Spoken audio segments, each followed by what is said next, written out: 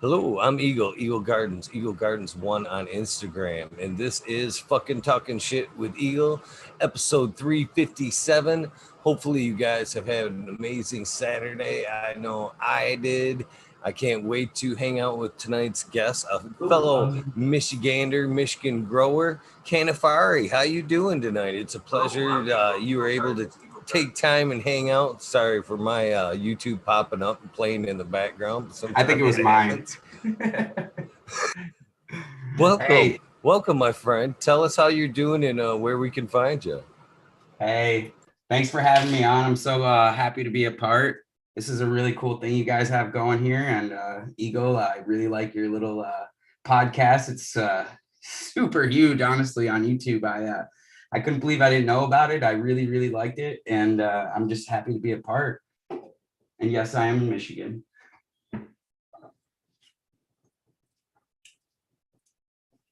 That makes it more fun right there. And you're actually episode 2 of season 2. This is the second day of the second year on this project. Wow. So wow. I'm glad to have you. I'm glad to have you in the early stages of year 2. Yeah, man, season 2, man, you just missed me loving it. I'm so happy all these people come together and build this community. I think that's one of the biggest aspects that make it so beautiful to do all of what we do is a community. Were you able to I want to just make sure, right from the get, you were able to get your YouTube and your chat brought up, correct? I clicked that YouTube part, but I think it opened up a new link. So I see everybody here, but I'm gonna try pulling this smaller and minimizing it maybe. Yeah, that's what I do. I kind of shrink the screen and I kind of just pop up the other one and there you go, and minimize screen. Perfect. Let's see. But you know what? Make sure and go live chat as well. Oh, let's see. Top chat. I gotta click live chat. Okay, cool. And then I don't even know why they do make you separate the two. It's really kind of stupid. I should have connected yeah, fair enough. I should have connected another screen. Seeing what you can do as well is up in the top hand corner, the right hand corner, you click those 3 dots and it'll offer you a pop out, like another pop out window. Oh, really? And then you can go ahead and float that over next to your Zoom screen. Cool. That was on point. Super on point. Oh, yeah, pull this way.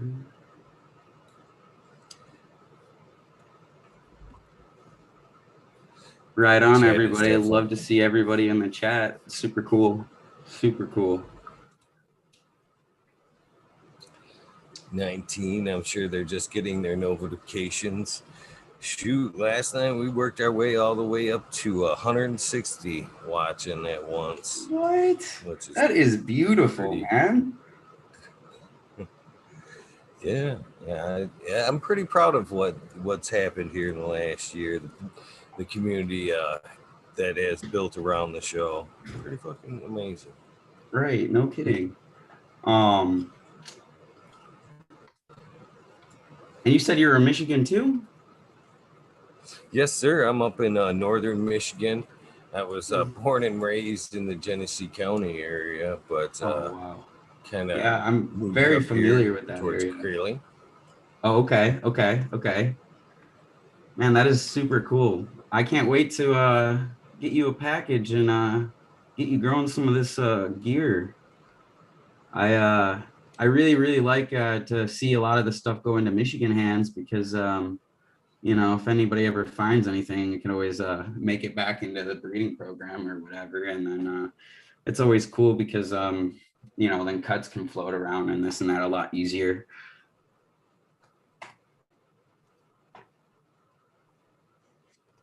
I agree.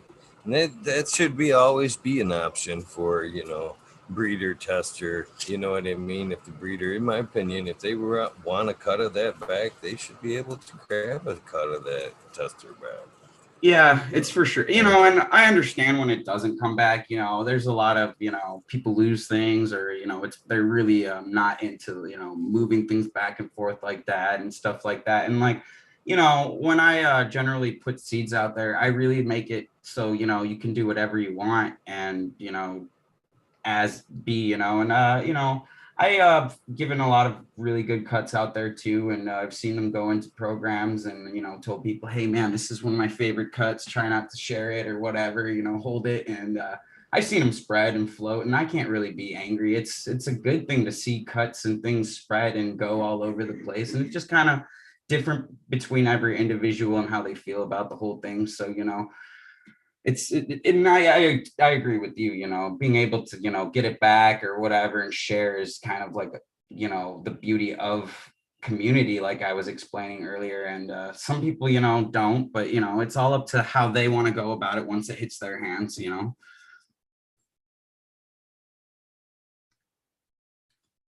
Well, with that being said, though, I'm right there with you about the, spreading cuts like that. Sometimes you get one that you want to hold on to, and there should be some type of respect when you pass it along. I had a 9-pound hammer cut that was labeled the Eagle cut that passed Nice. around here in Michigan to Okay. a few people, and I got that cut from, it was actually from the tester phase of the 9-pound hammer, because I was a tester for Subcool throughout the years, and that one hit my hands Wow. Super pre-release, awesome. and I found a nice one in it. And unfortunately, after that initial release, man, it went fast. That now first round of 9-pound hammer went fast, Oh and yeah. then there was a change in parents. There Yep. was a change in parents. So what was in that first round wasn't in the second round. You know what I Yep. mean? So I had a Yep. nice cut. So I kept it labeled Eagles cut, because I knew at that point you'd be lucky to find it. You Yep. know what I mean? Yep. Yep. And so I asked everybody, don't give this out unless you give it, you ask me first, so I can kind of keep track of who's got it and keep some validity to it. You know Right. what I Right. mean? Right. Keep some type of list, and See how she's doing. that's Yeah. honorable, I think. Right. Yep. Yep. See how she's doing for But other people. See what she ends up valuing at the whole, everything. Go on, go on. And then it it doesn't work out like that. I actually got pissy and kind of let the cut go just because of that shit. And yeah. what happened with that is, usually if I see that happen, I'm just like, okay, next round. You just you're no longer trustworthy like that. You know what I mean? You don't get the next round of goodies usually. But that one Right. went a little bit too far, so I just Yep. cut it. It was Yeah. And it happens, and like that's the thing, if cuts don't float around, they could be gone forever. It's like some of these really old strands you hear about in the forums, they were either, never shared or whatever, or somebody got whatever, and then the cut disappeared completely. And then if there wasn't that person inbreeding the line, or making the F3s, F4s, or whatever, and getting them out there 10 years later, we wouldn't have a lot of this stuff. So it's kind of like this whole like and tricky battle. And like I definitely know what you know where you're at with tracing your cut. You find something beautiful, you want to see it go into all these different hands, so you don't lose it yourself and all this stuff. And you don't want people to drop the name or change it or this or that, or whatever, so you don't have track of it anymore. And then you don't even know what happened. And that's a lot with this older gear that I brought up. People would change the names so much that you wouldn't even know what the heck happened to the line, or if it was even still around, and it probably is just renamed. So it's this double-edged sword just constantly going around. And I've definitely given out cuts that I've bred. I named the strand, found the pheno after huge hunts, put it out there in people's hands, and not even a day later they've changed the name of the strand, and it's just like, what?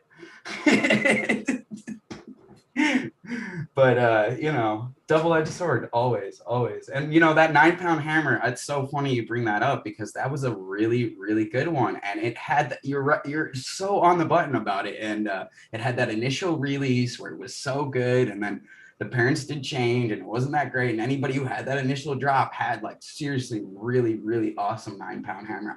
I remember it very vividly because somebody I also knew got original release 9-pound hammer, and he was like, oh man, this strand is so good, blah, blah, blah. He crossed it to something. I'll have to check. I think it was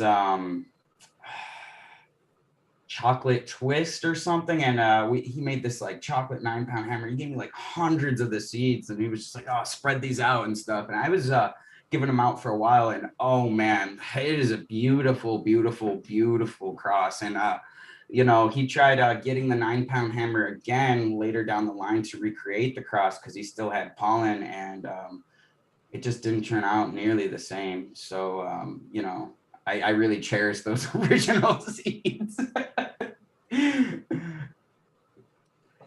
I do too. I always keep a couple back, to be honest with you.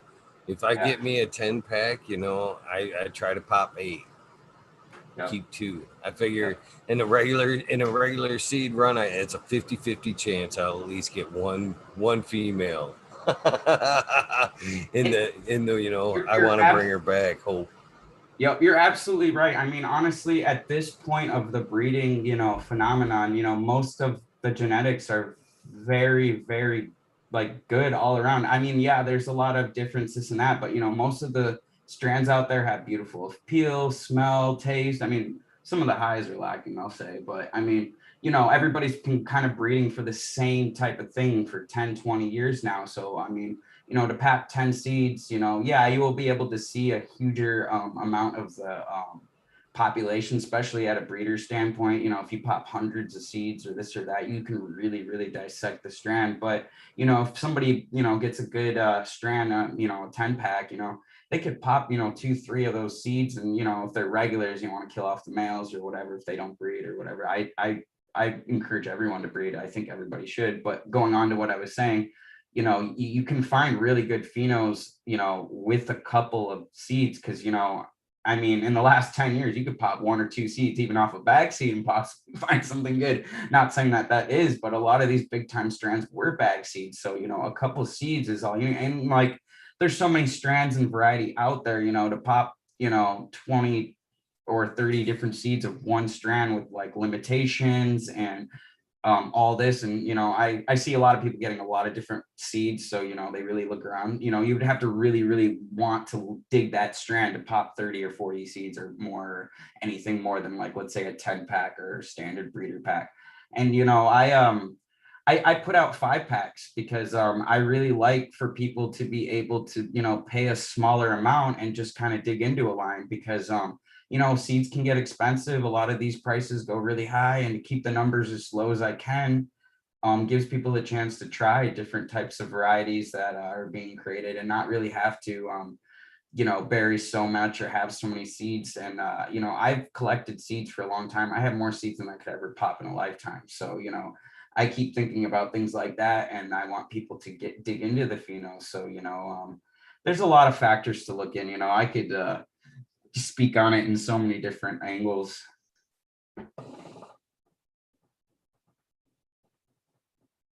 Can't keep them all as correct. Well, hopefully we get into some of that. Sometimes, and I'm a little slow sometimes on that mute button. Because I go back and forth from mute button to chat. So excuse me if you see me mumble on a little bit before I catch that shit. That's okay, man. I'm looking at the chats the whole time, so you know it's you know, I'm just reading up on what people are saying too. Yeah, that's a very good company. Oh, sorry. Oh, we're just getting started. They're just filling in. So let's. We usually what we do is we get started right from the beginning. Hopefully, you can share a little bit of your lead up to the cannabis, your current cannabis phase in your life. So basically, if you don't mind sharing, I always ask, when was that first experience? If you don't mind telling us.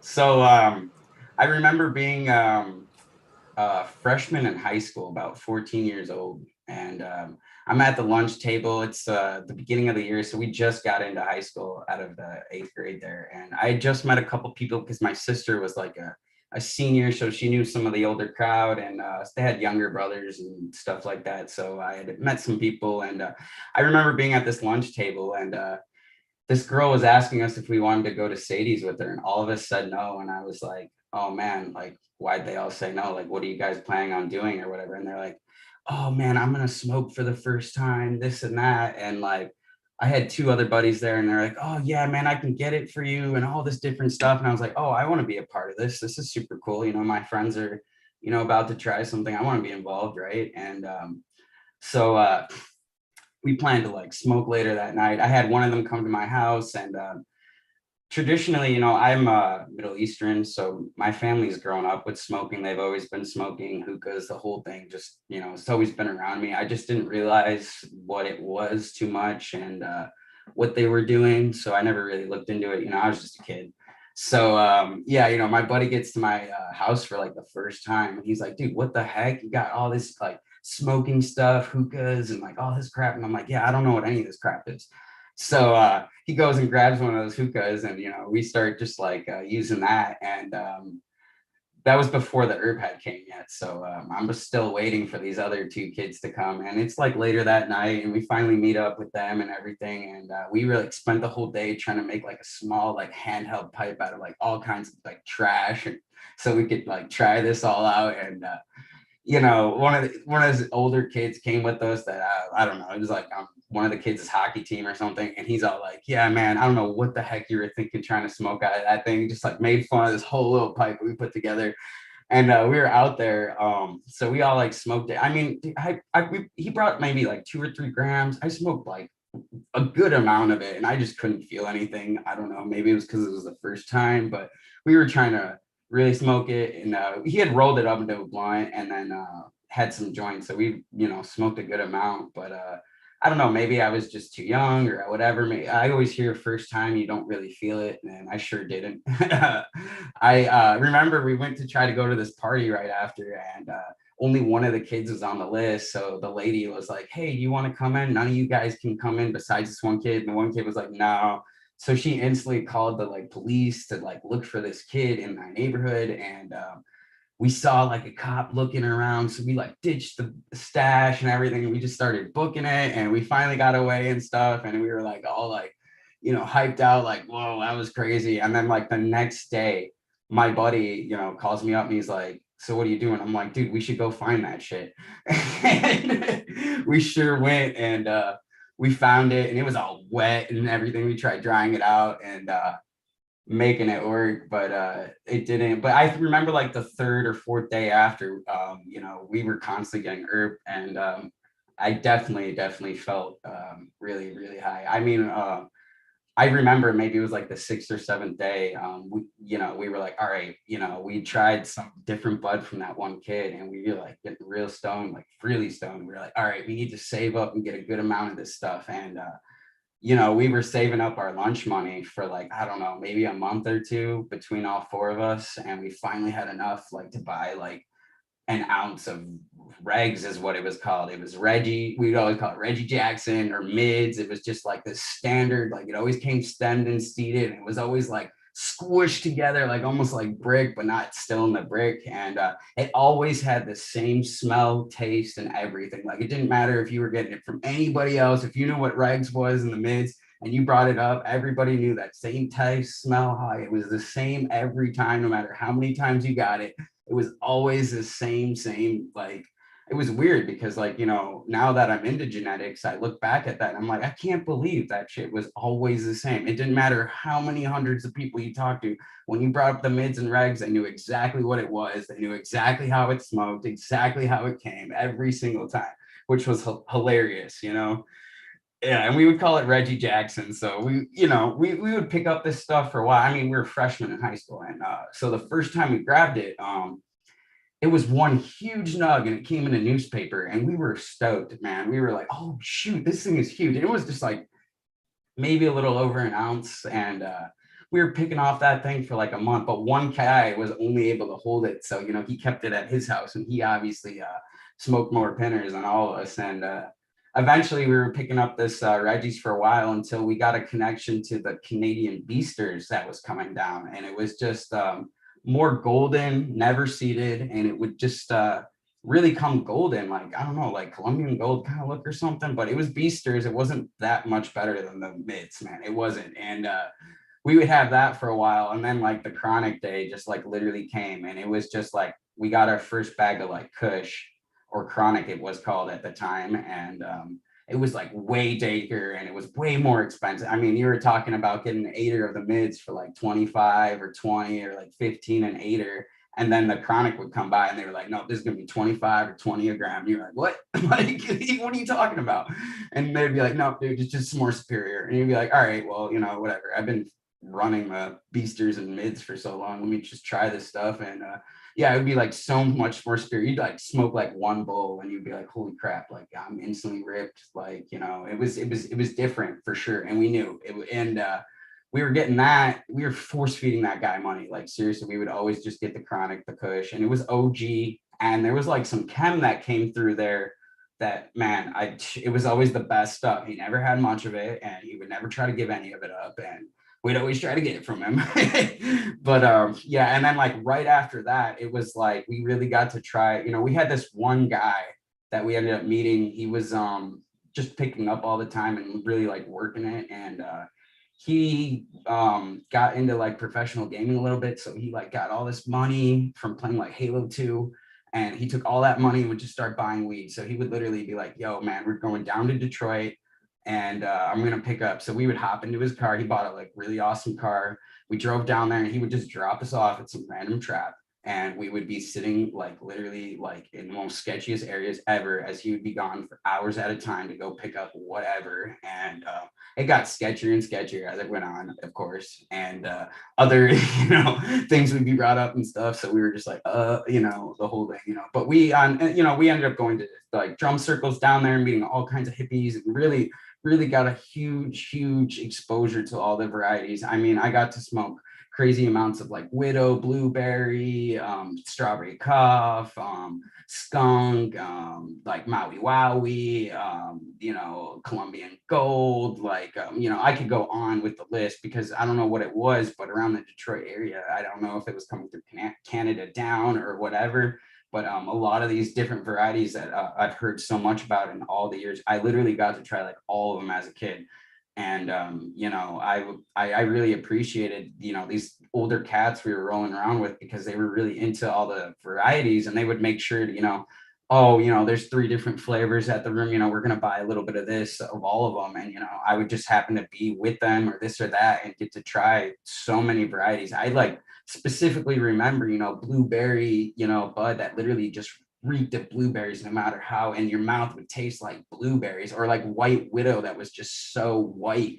The bud was just like iced out white and things like that. And then, as I got into it older, down the line and was able to get into like the growing aspect. I had a guy who was seeing that I really enjoyed a lot of strands because I was doing a lot of glass work, and he was all like, man, why the heck do you not grow this stuff and this and that? I'm like, dude, I don't know. I'm not allowed to or whatever. And he's like, no, blah, blah, blah. And he kind of got me into whatever. And he noticed that I was like really into all the strands, and he was the one who got me started with trying them out.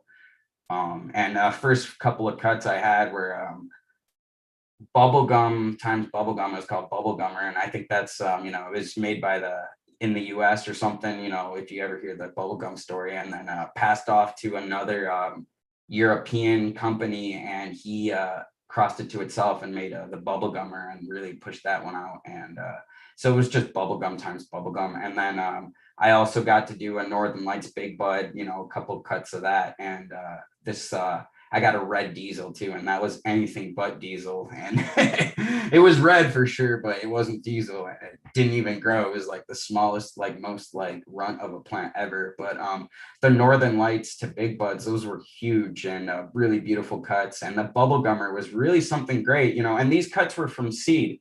you know, they weren't floating cuts. You know, some older guy had popped the seed. He couldn't keep them around. My buddy, you know, wanted to get me started. He gave them to me and, you know, threw up some lights with me or whatever. And I, you know, I tried my first run there and, at first, you know, I thought they were crap. I was like, man, like I could have, you know, I just tried so many varieties in my life that like Northern Lights, you know, I had so many bags of Northern Lights that just was just so generic compared to like a lot of the OGs and gassier strands that I was getting. And the bubblegummer was pretty good, but you know, they were just weaker than I wanted. You had to really smoke a good amount to like get you there where like, you know, I was able, you know, he would, you know, the buddy who gave me these cuts would bring over like some chem dog and, you know, you take one hit of that stuff and be good for like a couple hours. So, you know, it was really hard to, you know, and I just thought, oh man, these strands suck. Well, now I go back and I wish I still had those cuts or at least seeded them out or anything.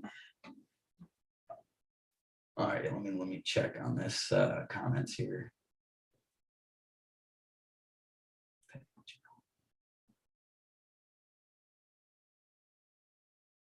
You know what's funny is I can appreciate, you know, it sound, do you know Al?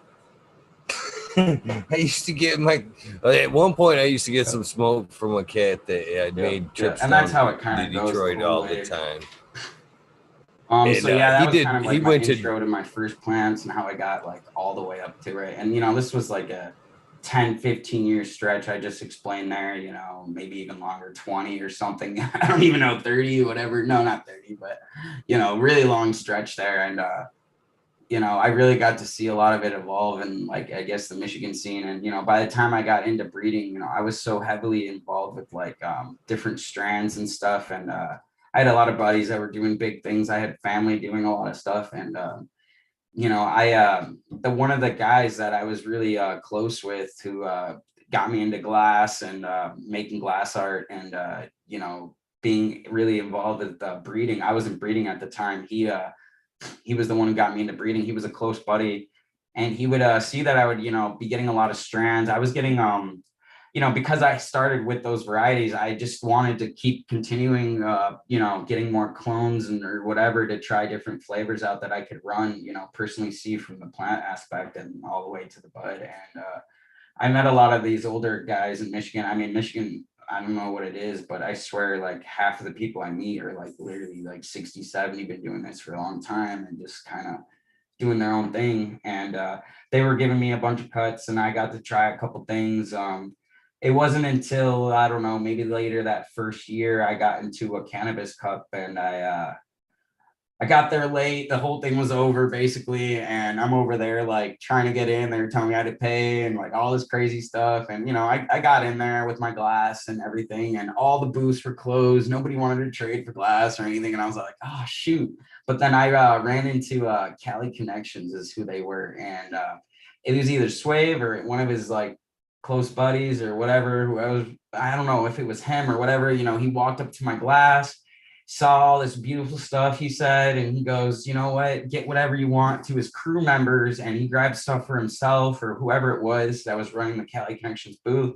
They got a bunch of glass and stuff for me and gave me like a whole bag filled of just beans of all these different things they had made. And, you know, I brought them home and I was geeked up on them. I didn't even try to like breed or anything like that. I was just trying to pop my first seeds. And, it was a process. You know, I threw a lot into the ground that didn't go anywhere and I wasted a lot of good genetics. I know that right away. and whatchamacallit, after that, I was seeing that I got some plants like SFB that didn't grow really nice compared to the other ones. And I thought they were garbage and they ended up being really good. And that kind of started my hunt of like really checking things out closer and, you know, trying to do some breeding work. I ended up running into Rabbit Hippie down the line and he gave me some of my first seeds to breed with. It was in 98 or 1986. He's up here. BX3 skunk and double purple doja, black Russians. So yeah, and then I started my breeding work with them.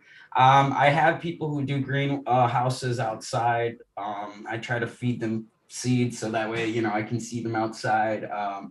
Me myself, I really have been only able to work in smaller areas my whole time with it. Unfortunately, this is like I've just kind of moved into a bigger area, and so I've really been doing small breeding and just kind of doing selections that way.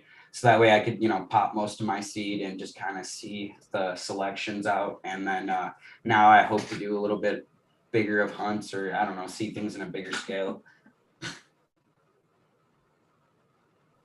Oh, Rabbit Hippie's up here. He's a mutual friend of it for a while. I know him somewhat. You know, Yeah, definitely know each other. cool. He's a friend of a friend, but he's definitely hunted down that Thin Mints. Yeah, man. He's the pheno hunter of the Thin Mints, man. That's a fucking great cut. If you And ever hit, also, you know B-Man as well. You know the yeah, B-Man cut of the cookies there. yep. That's another dude, I'm pretty sure. Or you're talking about the bee cookies there. That's Yeah, another yeah, close yeah, yeah. friend. Yep, that's another close friend. He's a good guy. Yeah, and if you ever have the chance to hang out with Then that, then of course then probably my friend JC. probably He mutually, would and that's the thing, when I he was he would be he would be the center of the two. That's how I okay. know them both. Oh wow, that's super cool. Small world, man. And like, I met, I was making a lot of Grateful Dead steelies. This old guy taught me how to make these glass pennants, and I was making them for a while. So I don't know. I got connected through Rabbit, through whatever circles on that end. And he was showing me the one he had from the original dude, and stuff like that. And man, if you ever get to chill with that guy, he is a trip and a half. Super awesome, super cool. Like he's really super knowledgeable and has had a lot of really great cuts come through his hand, and is really good at finding stuff. I mean, he didn't get to where he was at by some bullshit, I'll tell you that, man. He some of my best cuts that I've held for a long time, man, he was the one who hunted those down. And man, I'm grateful for anything he's put through my hands, because damn, dude, they are superior. I've popped a bunch of seeds. I'll get a bunch of clones from a bunch of random people, and people will be like, "Yo, this is the creme of the creme," blah blah blah. And I'll put it up against Strawberry Cough, which is a very old cut, and that Strawberry Cough will literally knock a bunch of things out of my grow. Super cool. I'm so happy those people. So that's really cool, man. And the bee cookie cut and him, man, he's super awesome, dude. I haven't met him maybe I have, and it's been a while. I just can't. I talked to him online and stuff, and he's super cool. And it just goes to show how like a lot of these Michigan cats know each other and stuff. Man, that's so cool on the small world there. Yeah, he's a good dude, man. Me and him have smoked out many a times, many a times. Awesome. Actually, the three of us, and man, me and the B man have. That is one of the funniest guys to talk. Well, I used to. He is very one of those guys that he organics and Yeah. preaches pH. Preaches his pH, and I've always been fucking like very seat up my pants on my grow, and he hated that. He hated that. Oh, we God, we'd sit and have some beautiful, beautiful dab sessions of Yes. that the bee cookies wax he'd always have, and just have some fucking very heated conversations on his end. I'd be like, "Calm down, brother." That's so awesome. That's hilarious. But oh man, he is an awesome guy, amazing grower. I've tried to get him to get on the show, but some of them great cats just don't like to be public, I guess. So I respect him for that. I respect it. I'm grateful to know him. So but definitely a fun guy. Definitely a fun guy. I don't blame that too. A lot of people are doing their thing, and they've just been used to, when I started with this whole deal, the last thing you do is tell anybody anything. So, I don't blame that. And man, that's super awesome. Yeah, man. And the thing you touched on organics and all that, I started with organics, and then I got convinced that, oh man, what are you doing making teas? This is all poops and compost. What do you think you're doing? And I would like tell them, man, this is superior, blah, blah. And they'd be like, dude, just go get some bottles, blah, blah, blah. So I had buddies that worked at the, hydro stores, and they would, come over with like, those huge brand new boxes of like this or that nutrients and be like, yo, man, try this out or try this out. And eventually, I tried all of these different nutrient companies, and I still, if I want to do salts, I'll do Jack's. And then if, and then do some supplements and things like that. And, or, if somebody tells me, hey, try this new product, I'll do some salt lines. But I'm where I'm at now, I kind of have to switch back to organics because it's a very limited kind of thing in this area. So organics is probably my best bet. Unfortunately, dab time is right. So if you don't mind, I have to correct myself on this argument because it was so long ago that me and him had this conversation. It had to have been like 210 Right, 2010, something like that. Right. And he is a cocoa peat grower. I remember he was actually buying large bales from Home Depot and mixing up his own bales of grow medium. Right. At the point, and that's why he was always arguing pH because I was in organics at the time going, it should take care of itself. Right, you know right. what I mean? It's fucking organics. And I had that quite the opposite. Yeah, that was, but that's I made sure and clarified this because I'm gonna hit him up tomorrow and tell him we were talking about him to watch the show. So Yeah, and I wanted to make sure he clarified before he watched. Right. And the thing about that is, there are definitely, organic ways to get the pH and everything. And there's also microbes. I'm not a pro, and I'm pretty sure the microbes balance it out, but you should definitely be keeping track because in my area, if you're doing organics and you don't, the water is very hard here, very, very hard. So you would be putting metals into your organics for sure. So I could see where maybe pH would be some, and that's an argument in itself, So I'm not trying to get on that because I can see both sides easily. Oh, that's hilarious. Well, yeah. And again, that was long ago. Shit, fucking. Right. I got 10, 12, 11 years experience on that conversation now. Right. But still, I think I was still pretty qualified at that point. But, and how do you know? It's one of those things. And things have changed with that area too. Nowadays, man, there was a time where I was sitting in that very same seat going, man, I hope everybody's testing their shit because I'm worried about this Flint water, heavy metals developing in cannabis, and everybody looking at me like, what? I'm like, no, seriously, I'm worried about this because the plants usually takes in heavy metals, and even though we flush out, you know what I mean, heavy metals like that were being found in the Flint water would still be, in my opinion, caught up in the plant, no matter how many times you flush that shit out.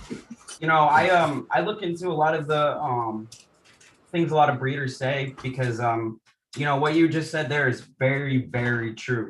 What is this information? This information is information we've told each other and what's worked in our situation. So there's no correct answers. Now there's a lot more because science has been involved and people have taken this to quite the levels with the legal end of things coming together. But you're right, at the time, obviously, it was all, well, I've tried this and I've tried that and this is what works and maybe you should try this. So I can definitely see that completely.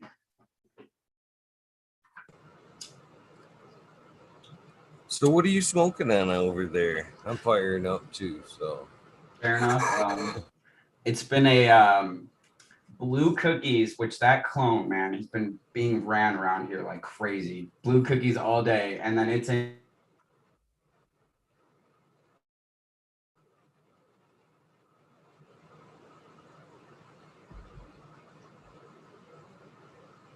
I think I lost you there for a second, Cam.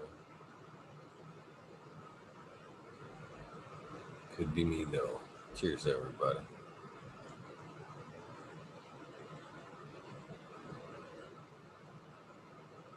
Canna, can you hear me? Can Chad hear me? Can anybody hear me?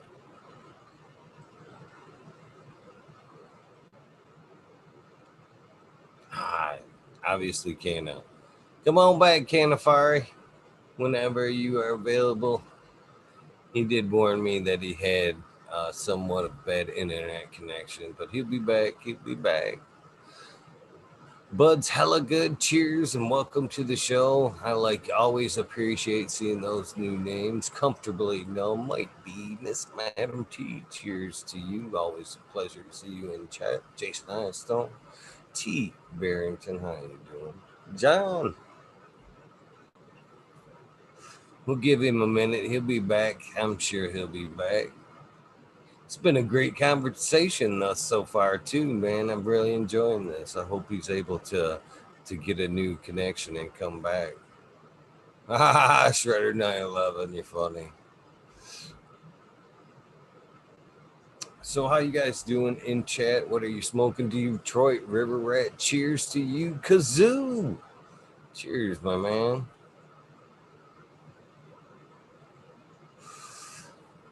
I always dig hanging out with Chad. I actually like when I get to hang out with Chad here for a second. Hopefully his phone just went dead. Celeb, cheers. Or is that Cal B? Should I be saying that Cal B or is it Celeb? Cheers to you. Welcome to the show.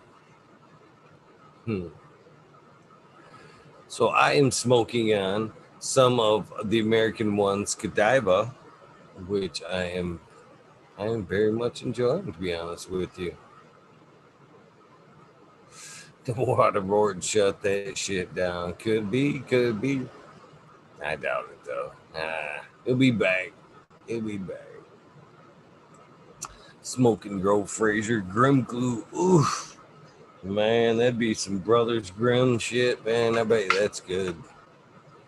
Man. I'd like to have sample some of that myself. Automation is freedom. Cheers to you as well. What date was it that you wanted to come on, Automation, so I could put that in the book? I kind of just spaced that off till now. Please refresh my memory so I can put you in the book. Mother's Tongue, that's a fucking good one right there. Be Too Crazy for You. I grew that one out when it was first released as well. Pink Hash, Mother's Tongue gave me a beautiful fucking pink hash. Oh man, very good strain. I think I still got Mother Tongue seed somewhere from back then.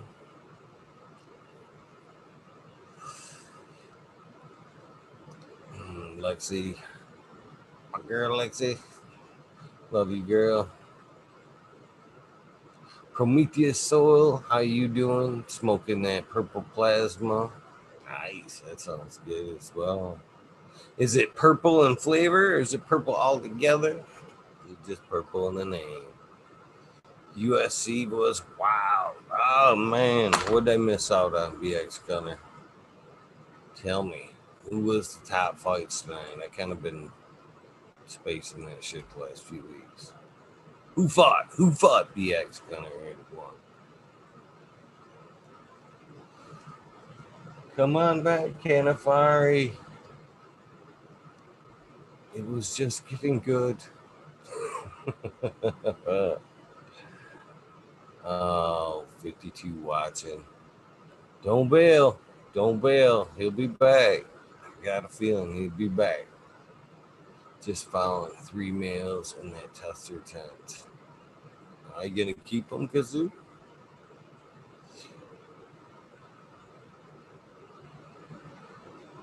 Who's the main card tonight? Chad or BX Gunner?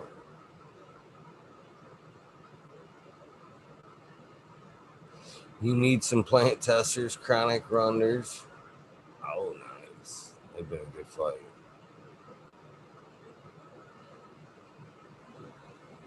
Here's Cannafari. He's back.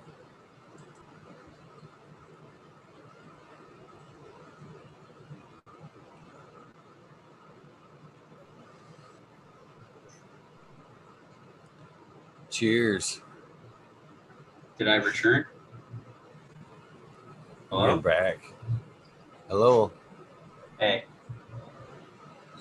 We're back, my friend. So, I don't think I did. I get what you were smoking on. I think that's right about what you fell out there. Okay. Yeah, smoking on some blue cookies, and it's mixed with a Tropicana cookies lemon pheno. Oddly, it's an interesting pheno. It was running around for a while, but that blue cookies really made the Tropicana pheno drop right off. So yeah, I've been seeing a lot of that blue cookies, and I've been smoking it now. It's really gassy, surprisingly. I do taste like a little bit of a blue kind of. I mean, it looks more of like a blueberry, but man, it's super gassy. It's really, really nice flower. I'm surprised. Might have to bring it into the breeding, since it's, I've seen it in such scales now. I'm like, wow, you know.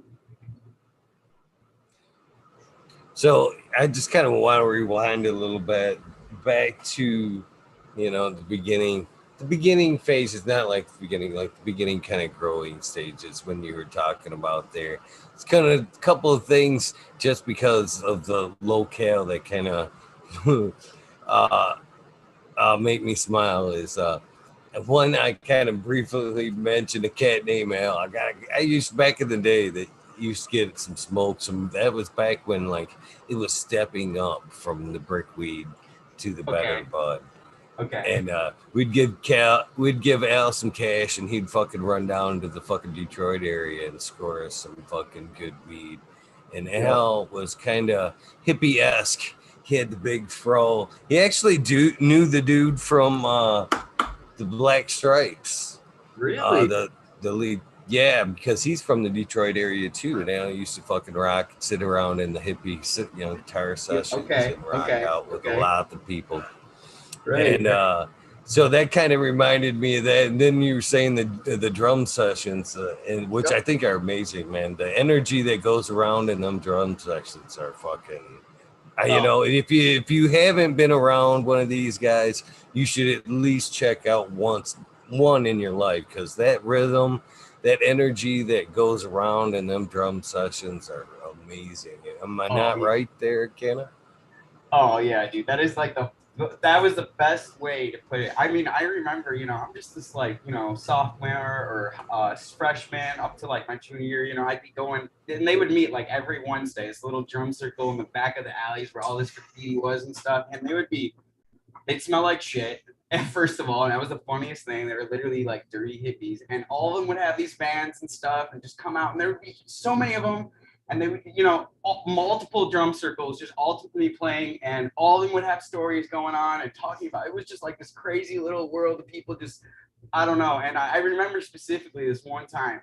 This van came up, as always, and these guys came out and they're like, "Yeah, man, we go around selling glass." And I'm like, "What do you mean?" Like, and they're like, "Oh yeah, glass pipes." I'm like, "What?" Like, and I had one, and I'd seen a couple. This is like my early on. I definitely ended up seeing a bunch of pipes, but this was when I was like younger off, and like, they open up their van, and it's just loaded with bongs and pipes and all this shit in there, and I'm like, "What the fuck?" And they're like, "Yeah, dude, it gets annoying trying to sleep around with all the glass." I'm like, "Dude, what?"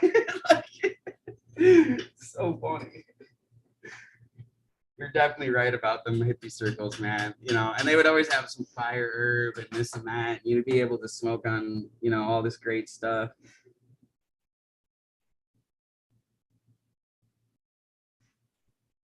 Most definitely, most definitely. It's a fun circles right there too. I actually, I've had a fun weird path, but yeah, I didn't follow the dead, but I kind of hung out in a lot of them type of circles back in them days, and definitely experimented with a lot of psychedelics back in the day. But a lot of fun crowds, man. Then I still lean to that type of crowd myself. I think that's one of the backbones of the cannabis community is that type of, people. And I think that's what I love so much about the cannabis community is that very same type of vibe that I got from way back then. that type of atmosphere. I agree, and that was the thing, that little exposure as being like in high school, as I got older and was going to a lot of the, for Detroit, it was techno and, electronic scene was like, early 90s. That's what it was here. And, I was going to things like that. And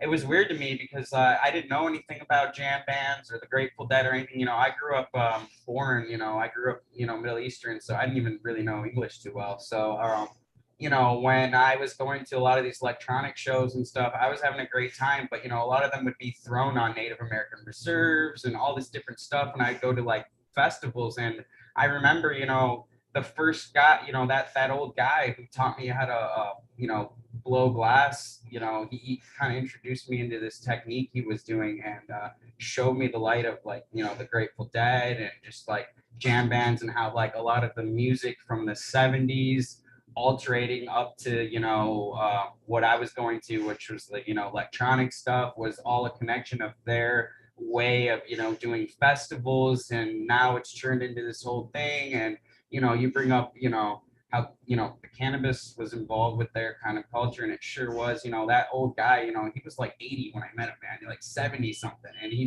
had been traveling with them, and he'd seen a lot, and he taught me everything about that. And I started to really see the light of jam bands and things like that. And all of it's good, whatever you like's good. I don't blame people for not liking the Grateful Dead or this or that. I wouldn't have known them if the guy who didn't mentor me didn't bring them up. So it's a whole thing. And he showed me that culture, brought me into that culture, and I got to really see that whole thing. And it really showed me the power of chem dog. I'll tell you that. I really got to smoke some of this super fire chem dog like all the time, skunks, like a lot of Hawaiian, a lot of all this different stuff. And I just remember being stoned off my ass. And you're right, getting that exposure to other things, and getting trippy, and just all of it. And I was making art the whole time, so for me, as I would try a lot of strands or all of it, I would see how I felt making art on all the different stuff, and like growing with all of it. It was a fun exposure. I still enjoy all of it, and I keep all of it a part of my culture, as it, a lot of people don't really look into jam bands as much anymore because, electronics in the music industry have really taken over. So, instruments kind of are not, but there's still people out there, pushing them and all of that. And, it's just whatever you like. And, that's the beautiful thing about cannabis is it brings all different types of people together, all different types of people together. People who don't, like just, I can't even, that's the thing, cannabis will bring two people together that wouldn't hang out together in, a different setting if if they want to, smoke a J together or whatever. So yeah, it's all the, connections and the correlation of bringing it all together. Yeah, I mean, I'm probably lagging on my side. It's yeah. No, I hear you. Most people are saying that, it's all smooth. It sounds smooth on my end. So we'll just roll with it. So I want to say shout outs to you, much respect. I hope that, through no matter where life takes you, no matter where cannabis takes you in the breeding, that you keep nurturing that artistic side of yourself, even in the glass, aspect of your career there, that it takes, you have to see the piece before you can, what I mean, pick up any glass. You have to have an idea to vision. Right. And I honestly, in this day and age, that's an ace in your hand there, brother, because that's where a lot of people fuck up in life, to be honest with you. As people get older, they tend to lose that ability, the creativity, to be able, the imagination, the artistic side of them. And when they lose that, I believe they lose the ability to kind of push themselves forward. I'm a big person that believes in manifestation, for one thing. And that's one of the keys in that is you have to see it, and in anything, carpentry. hey, you have to see the house before you can build it. You know what I mean? But you know, and anywhere you have to see the dream clear as a bell. And as an artist, glass blower, you know, you obviously have that ability. So no matter where you know life takes you now, you always please continue to nurture that side. Hey man, that is a blessing right there, man. I those are very beautiful words. I mean, shoot, man, you nailed so many beautiful points that I really cherish. For you to see all of that, it makes me see that you're into that same kind of deep connection, and a lot of people are, and it's seeing it more with it. We're all human beings living this life experience, and we can be very dull and go every day just get up, go to work, get up, go to work, but if you step out every day of that little comfort zone and try to really think about things more and just like whatever and try to really you have your own mind to play with and work on things and really talk to yourself and grow with yourself and grow with other people and that whole thing. So you know that kind of thing keeps trickling on, and cannabis is one of those friends that is there to keep you creative and keep you your mind moving and growing and all this kind of aspect. And like that's a very key thing you touched on there, is keeping that creative and energy aspect alive. When let's say you're waking up and you have to water today, look at those ladies and tell them, hey man, you guys are awesome, you make this thing possible, you make me possible, this and that. Or when you go to work and you can clock in or whatever, you're like, what, this shit sucks, but it makes my life move. When you're at your whatever you have for a home and all this different stuff, it's great to have anything. We all work to get what we have, and keeping ourselves active and alive and creative and full of energy, and just like everything that makes a human awesome is like the whole aspect to that human experience. And when I'm thinking about seeds and strands and all this stuff, and it's not about money or anything, it's about getting what I think is good, making a bunch of beans of it and trying to get it out there, because I want other people to enjoy beans or whatever, and think that I had a rough time getting phones and all these good things and meeting all these scary people, and like I could tell you a lot of horror stories. It's not all great and dandy, and it sucked the whole way. And like like I was in a lot of terrible situations, like really worried most of the time. So as I got into this down the line, I wanted to make things easier for other people getting into it. And glass itself, I definitely, when it comes to teaching people or getting people into it, I really try to show them the light, because when I was getting into it, it sucked, it wasn't easy, and all of it. So and that's, it shouldn't be rough on each other. Humans should be able to work with each other and show each other things, and not get mad because whatever. And that's somebody, you get into genetics or this or that, and people get mad about this and that. Well, it's like, well, we have all this great stuff, we should really share it.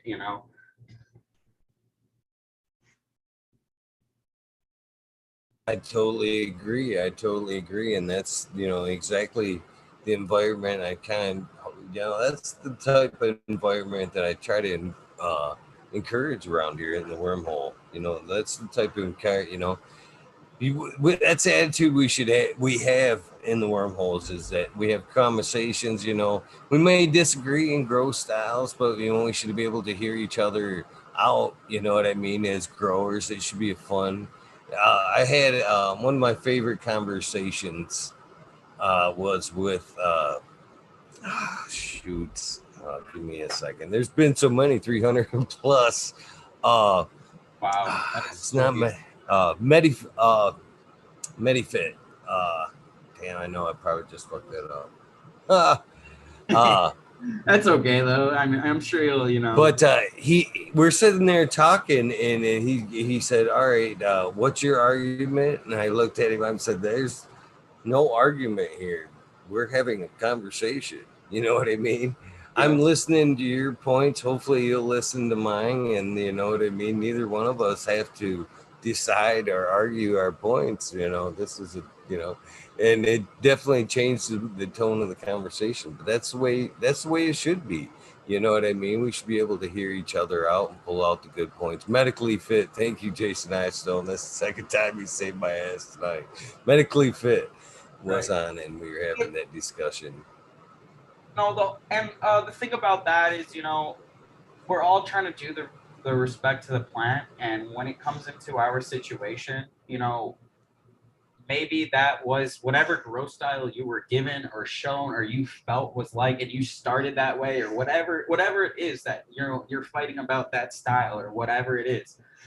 You brought yourself to that point. The other person you're fighting brought themselves to that point. So somewhere down the agreement, somebody's got to realize, well, hey man, we both got into this differently. We both see it differently. And guess what? It's both working for us. We both respect the plant. Is your shit green? Is it fire at the end? Does it taste great? Does it do everything great? Well, grats, because that's what it really comes down to. It doesn't really come down to yo, I'm doing this better than you, you're doing that better than me, this and that. This whole competition thing that really kind of takes over people's mindset, I think kind of destroys a little bit of like what makes it beautiful. And the thing that makes it beautiful is we are all doing this differently than each other, and it's working. Could you imagine like everybody getting apples and then being like, yo, we're gonna all grow apple trees, but we're gonna do it all differently from each other, and then really being successful in all the different ways? That'd be such a beautiful thing to be like, yo, I did this and it was different and it worked, and I did that and it worked, and this and that. It would be like a big like, wow, great thing. But no, in our world, it's no, I'm doing this better, I'm doing that better, and it shouldn't be that way. And I get it. Some people really, maybe get more weight, or maybe this or that. It smells better, it comes out better, it's easier, or all this. But all it comes down to is it green the whole way through? Does it come out looking great? Did it smoke and taste and do what it needed to? Did it not, like, meant, or healthily, did it damage you? No, good, because that's the things that are going to matter, more than how it was done, at least in my eyes. Oh hell no! I like you, brother. I like you. I couldn't have said it better myself. That's exactly the way I do say it most of the times. You know what I mean? It is Yeah. exact. I argued that point just like it couldn't have been 8 nights ago. Same thing where somebody was on. We were discussing weight and yield and all that, and I'm like, it ain't about that. It's medicine, and it's medicine for me. Just like you're saying, being there in the garden is very therapeutic for me, and spending all that great time with my plants is I should be paying somebody else for that experience, to be honest with you. And then when it comes to harvest, as long as it's a good medicine that I enjoy and my patients enjoy, I'm not looking to fucking get rich on this shit. I'm looking to make people healthy and happy and, be able to do what I love. That's it. That's it. That's all I want to do. Plain and simple. It isn't about, once it gets to that other level, it's just frustrating and it kind of burns it out for me. But for me, it's just like you said, it's the experience, it's the quality of the medicine, and making, people happy with what you do, bottom line. Yeah, and that's the way it should be. And like, you're in such a good seat to be able to do it. And you've got such a calm personality, and you keep it really level. I like that. Because a lot of people are going to come through here and say a bunch of different ways of whatever they think is right. And you know what? All of it is probably right. There's no wrong way unless your shit is dying and not going well. So mad respects, and it's not even all of us. People been doing this for 20, 30, 40 years or whatever the fact. And they are the ones who dialed this in, figured it out, and we figure out things too. I'm not saying we don't, but all of the connection of all of us figuring this out as a whole has brought us to this point. And that's a beautiful thing, really. Most plants are not, there's only, there is, most plants are not male and female, and cannabis is, and it doesn't have to be. You can breed without, and not many plants do have both sexes, and cannabis does. And it has a history that you can trace back very, very far. I can literally think of strands that I've found through research, not in my hands, but on the internets and stuff, where they were strands that, you know, were going around in the 1400s, and you know, they would populate full areas as they would conquer them, because, you know, the cannabis would do so good for the civilizations. And, you know, even, you know, all ships at the time were made out of hemp. You know, all the fibers, all, even the wood would be made out of hemp, because and they would carry barrels of hemp seed in their ship, because if they ever crashed anywhere and their boat was destroyed, they would have to, you know, rebuild the ship, and that would require growing hemp. And they would, you know, carry barrels of this hemp, and, you know, so they obviously had all kinds of, you know, seeds that they used for smoking, I would assume, and all of it. And you know, they, you know, you even go to some of the royal gardens and some of these, I mean, we can't go to them, but I mean, if you hear about or look into some of these royal gardens that some of these countries and colonies have, you know, they'll have, you know, specific cultivars of cannabis or different things they've held on through all the different times that, you know, stay in the royal gardens or this or that. It's really crazy to see, you know, what this plant's history has to offer. And, you know, a lot of what we know about came through hippie trails and, you know, the 70s and whatever, through, you know, people going there, you know, coming into Europe with their backpack and traveling all the way down to India and collecting any seeds through, you know, villages and stuff, bringing that back and bringing them into breeding programs. Or you could think, you know, some of these original banks like Neville's and stuff like that, and the farmers who are, you know, getting in those catalogs and, you know, keeping those breeds alive.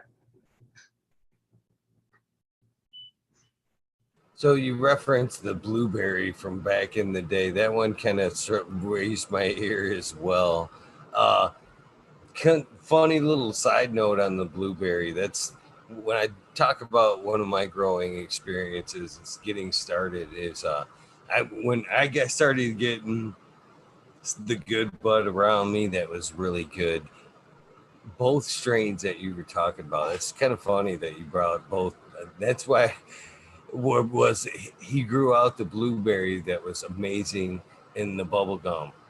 And so that kind of, and you know what's funny about that is this cat, they was one of the people that actually kind of I learned to grow from a little bit, and actually kind of jump started me. I kind of got tired of paying that top dollar and it was killing me. And this is the funny part of this story is this cat actually paid his way through medical school growing cannabis and then became a doctor. Yeah. And he grew them two strains right there. So I always thought that shit, to me, cracked me the fuck up. Because and then I later in life, as you know, our paths drifted and he became a doctor and all that good shit. I always wonder and look back if, you know, he's the cannabis doctor or if he's, you know, if he went full doctor. You know what I'm saying? What is he doing? Is he doing some huge like cannabis testing like for medical patients or something now or something like that? You know, yeah, no kidding. Yeah, like, you know, that's the thing too, you know, like some of the older guys I met, you know, they were like straight professionals. You would never think that they had any grows. And I'd be like, you know, I'd be talking to them all the time and this and that. And then they would just be like, all right, it's time, you know. And I'd be like, what? And then they would like, you know, whatever. And some of these guys had big positions and big corporate, you know, whatever. If it was like Chrysler or GM or whatever, you know, over here in Michigan. And I'd be like, dude, what the heck? Like, yeah, it's funny you bring up the blueberry. You know, I got really upset when I lost the blueberry that I really loved, and you know, I remember, you know, such good blueberry. And then, you know, I've traded more glass for seed than I could ever imagine, and I got really lucky at one point. I was trading a bunch of land. I got a lot of land races. I don't know. I was doing trades with people from India, like all over, and I had a lot of land races to offer, and I ended up being able to trade DJ Short. A bunch of landrace for landrace, and I got a bunch of his Mexican sativas that he used to make the blueberry and the purple and all kinds of stuff. And I haven't really been able to dig into them like I wish I would have, because I've never really had the space. But yeah, I was able to give him a bunch of glass pipes and some land races to work with. I was watching or hearing a podcast he did maybe a year ago, and he had mentioned getting that stuff from yeah, so it was pretty cool. I I wish you would have gave me some blueberry though. Kind of like what?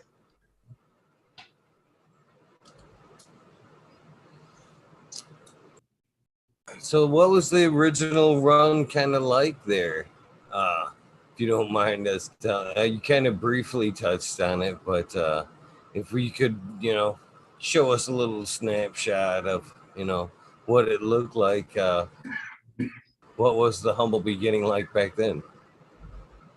You're saying pull up some images if I could of some of this stuff. Oh, no. Just kind of tell us, size pods, medium, Oh yeah. So kind of light, all that good shit. You know what I mean? right.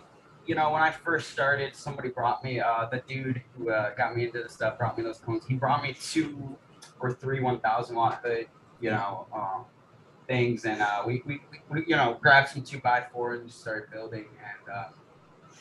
And I got this organic mix that I originally started with, and you brought up Subcool, which was really cool because when I first started, I was like, oh man, I'm just starting this. Maybe I should do it organic. Like I'm so amped. I was I was like I was going to a lot of festivals and stuff, and I was really getting into it myself, and I felt like the connection between nature and the plants would be a lot funner if it was organic.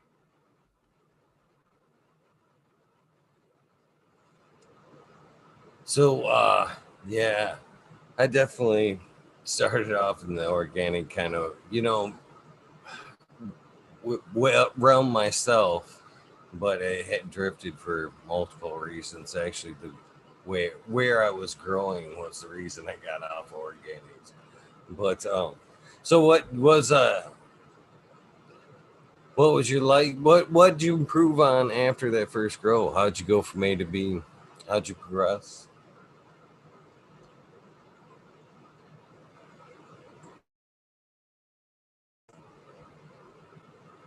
Did we lose you, Canna? Hello. He'll be back. He'll be back. Cheers, everybody, to the 66 currently watching, down from the 70 that I just looked at. 65. Holy shit. Who we got in chat? Collectimus 420. I've been trying to keep up with the hellos. 808 rooting prospects. Of course, Chad Westport, man. My respect to you. GMO, GR420 community videos. Hopefully, you guys are following them guys as well and checking out their Seeds for Life giveaway they got going over there. Don't follow them for free fucking seeds. Follow them because they're a great group of guys over there dropping some knowledge. But the free seeds is a good draw. I gotta give you guys that. Chris Martinez, welcome. Always pleasure to see you. What else we got here? T. Barrington. He'll be back, man. I've had a lot of fun with this episode so far. What else we got here? Automation is freedom. I don't believe I've had a chance to say hello to you yet. Cheers to you. Dozer, what in the heck is that symbol before your name? I can never find it when I'm trying to pull up the easy way in chat, I guess. There. Of course, Kazoo. Tons and tons of respect for my friend Kazoo. Can of health and happiness. Cheers to you as well. Of course, Johnny Can the Seed holding it down in chat. Twisted Roots. Cheers to you, my friend. Always glad to see you. XX Elite. GPXX. I gotta try to figure out what the hell that one is. Cheers to you. Dutch Grows 420 as well. So, when our guest comes back, do you have any questions for Cannafari when he pops back in? If you do, please drop those in chat and tag me so I do see them. Anytime you guys do have a chat or questions while the interview is going, please tag me so I get that little red box that pulls my attention over to the right hand side where I can see you guys' questions and comments. Always makes it a little bit easier. Aldridge 25, cheers to you as well. Travis, Wells, always a pleasure to see you as well. What else we got here? So, how was you guys' Saturday? Mine was overall pretty good. I got some trimming done. Plan to try to get some trees. Ah, Chad got me there. Burning trees, Maine. Cheers to you. Got some trimming done. Hopefully, I get a little bit of trimming done later as well. I still got some of them grills to do transplanting up. I do got some. I bought some M3 mix. I do need to. I think I might run an M3 times Detroit side by side just to see. Little just to see what's up there. Why are only half of the tents full? Harvest shredded 911. I am pulling shit down and I need to restock. I have a little bit of stuff hanging there. As you can see behind me, I've got a little stuff hanging there. Got the herbs now machine drying as well. And I have, I need to finish cleaning out the tent shredder 911. The question is, why aren't them fucking tents empty, Eagle? That should be the question. Shredder 911, to be honest with you. Excuse me. Man, I need some coffee and or some of this grapefruit juice, but I'm going with coffee first. Shout out to you, Tal. Always a pleasure hanging out with the American one. Crystals. I don't do half as good as Tal does, though. I don't do it half as good. Wasting power. Yes, I agree. But like I said, they should be full. And the other reason with that is Shredder 911 is they're all hooked into that their box up somewhere there, probably just behind the flag. There is an 8-gang box up there, and that run, and that run over there, that tent are all on that timer. And then there are another run back there that are on a whole another 8-gang timer. And the veg, total separate power supply as well to keep everything as safe and efficient as possible. Or I tried to. Man, that coffee is doing a number on my teeth. Damn you, Starbucks. Cannafari is back. Thank goodness.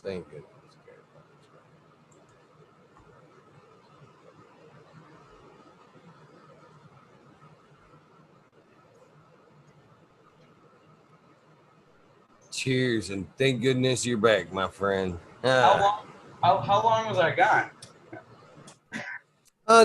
Not too long, to be honest with you.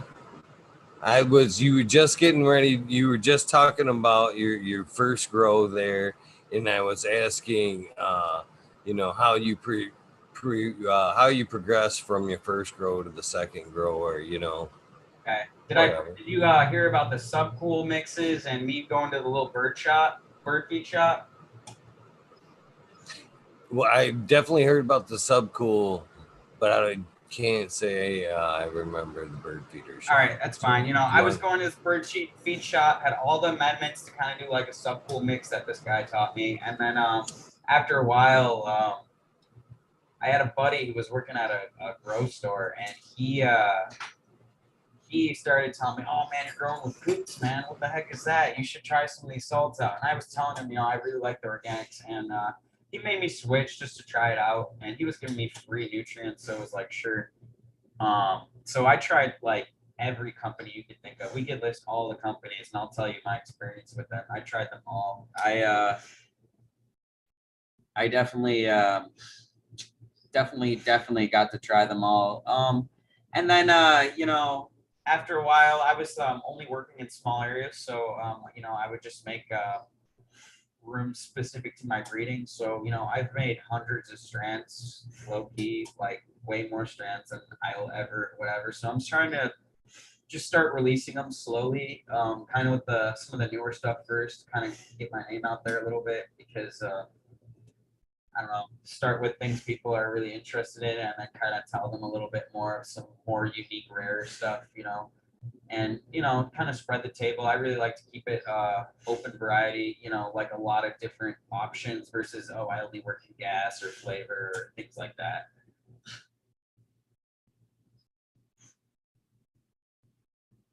What made you, actually go down the breeding aspect of it? Because when we start growing, it's usually because we're trying to lessen the economic blow.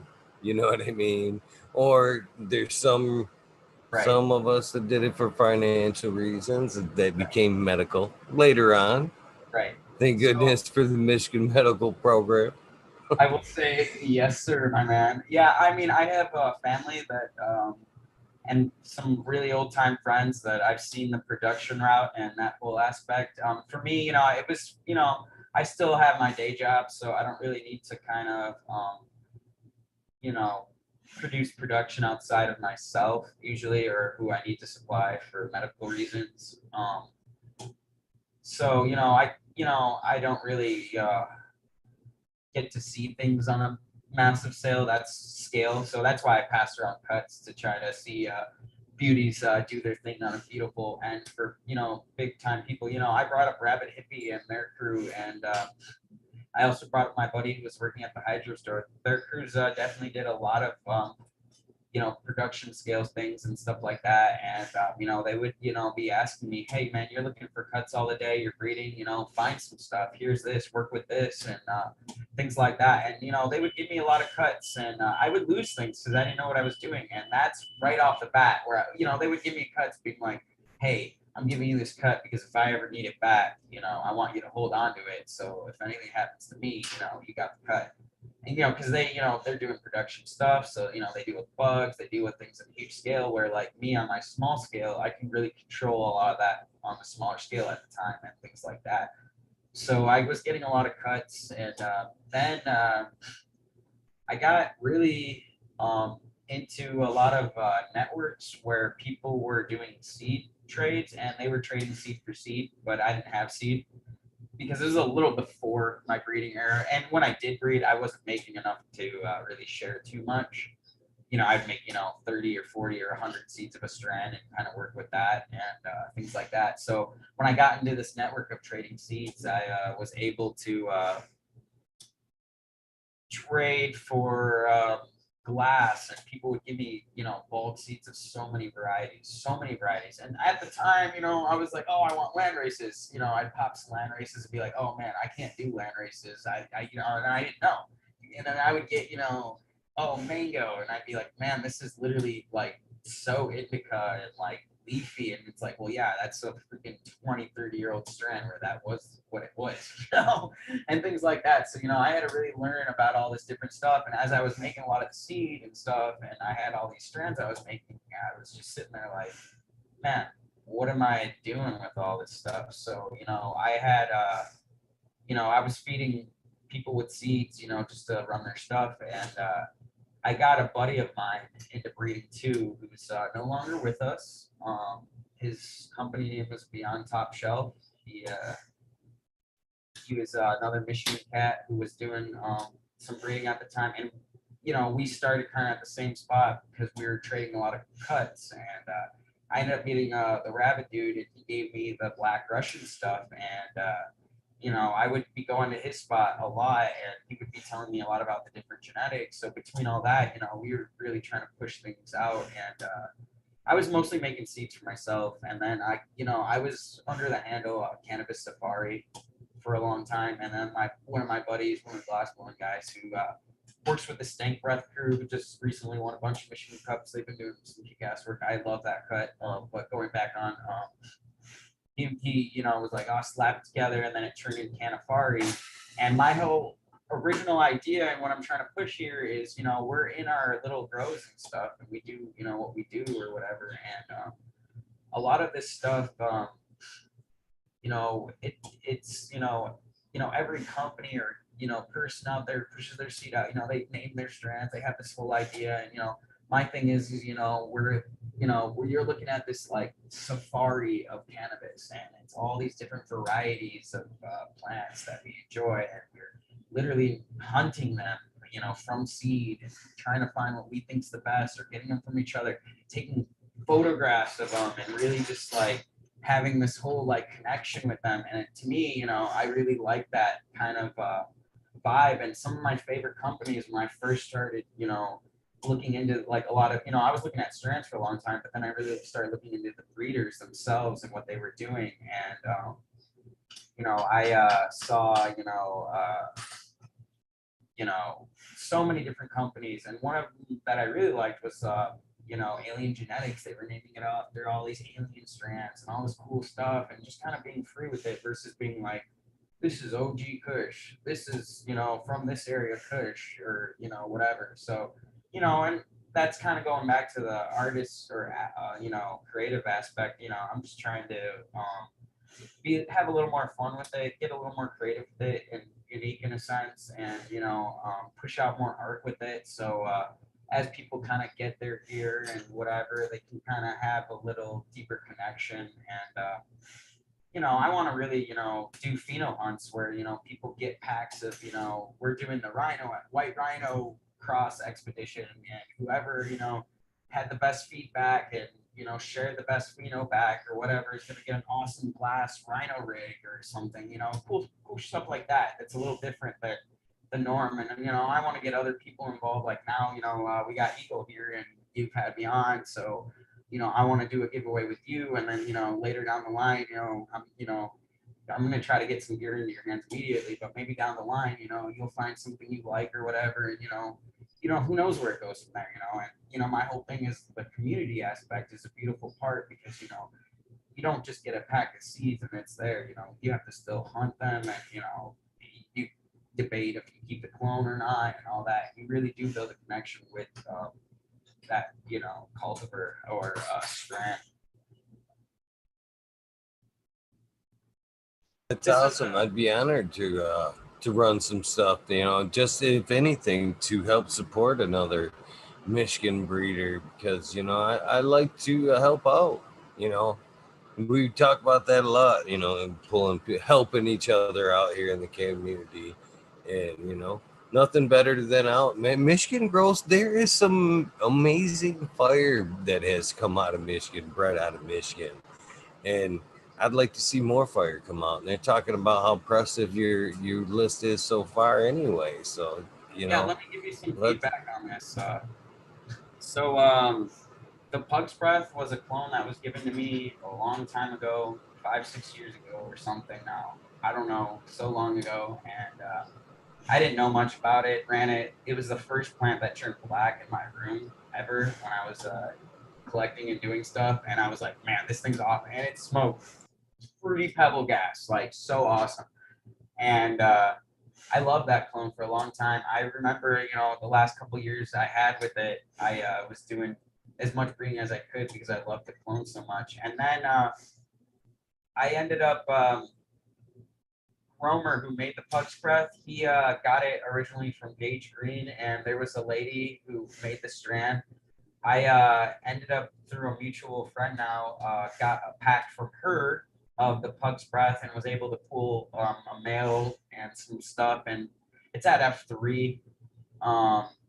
Yeah, it's been fun to work with. The Dosido was another line that was given to me. I did meet, you know, Fletcher, and he does have some glass of ours. And the Dosido I got from, it's a number 22 cross to, I think, number 4.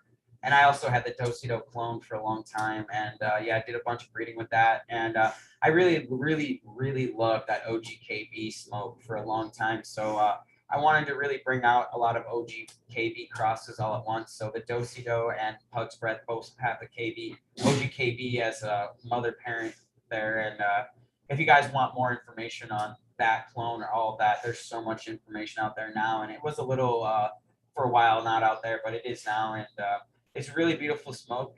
The plants are a little tricky at times, but I've been trying to breed them for easier growth and stuff.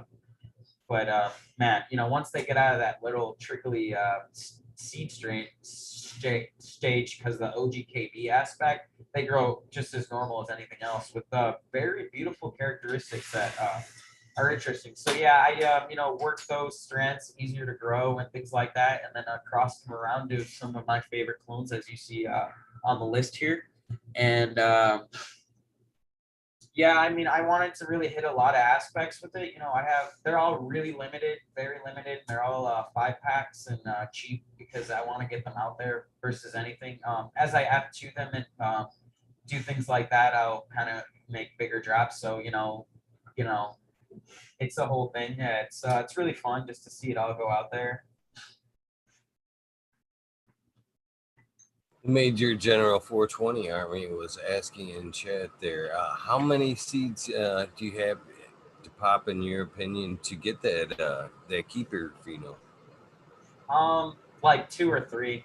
I mean, there's no point of popping 10 or 15 or something. I generally try to pop 4 when I have my own seed packs, so that way I can just kind of look at a smaller pool. Because I try to if I wanted to pop 40 for breeding, that's great and all for myself, but a lot of people only get a 10 pack, so you kind of got to look at it in their world. So sometimes I'll pop 4 seeds and just check something out, and usually most of the time I should have only popped maybe 1 or 2, because now I have to choose between 2 or 3 phenols that are so identical and both of them are so good, and you want to keep them both, and you're limited, or you want to try more types. So it's a whole thing. So yeah, I wouldn't pop too many, and that's the thing. I'm trying to keep this stuff a little more available. You get 1 pack at this. It's not a very expensive price, and then if you were to want to pop all 5, and most of my packs, they have 5 really good seeds that you can break with your hands, and then I'll throw some extras that are not so perfect seeds. So you usually get 7 or 8 or 6 seeds in a pack, anyways. But either way, if you just pop a couple, you'll be able to see, pick something out really good. Or you can pop them all and know that there's probably going to be a little more available if you wanted more. You didn't really lose an arm and a leg for the first pack. So, I just try to keep it really easy and cheap. Sweet and sour D. What's the lineage on that?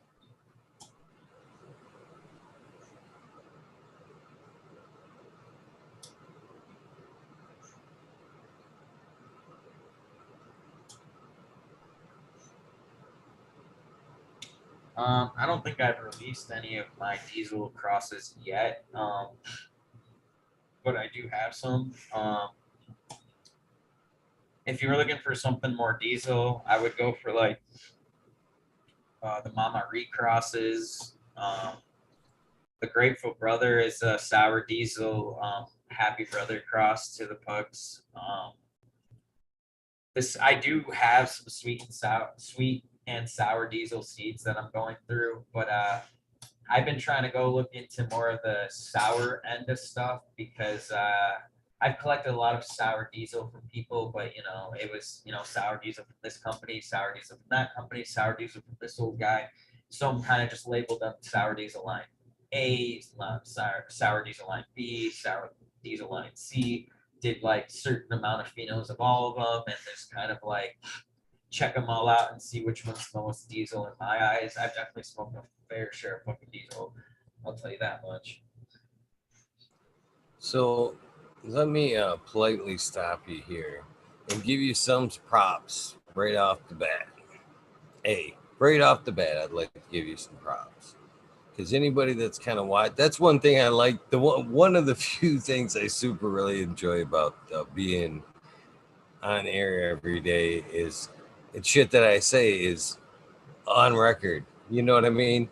it's easily cross-referenced. So there's no bullshit in what I'm saying here is, and I've said this for a long time, is when I look at your list, your lineup here, one of the things I give you some mad props for is automatically one of the things I've been arguing for a very long time, and that is phase of breeding on the pack.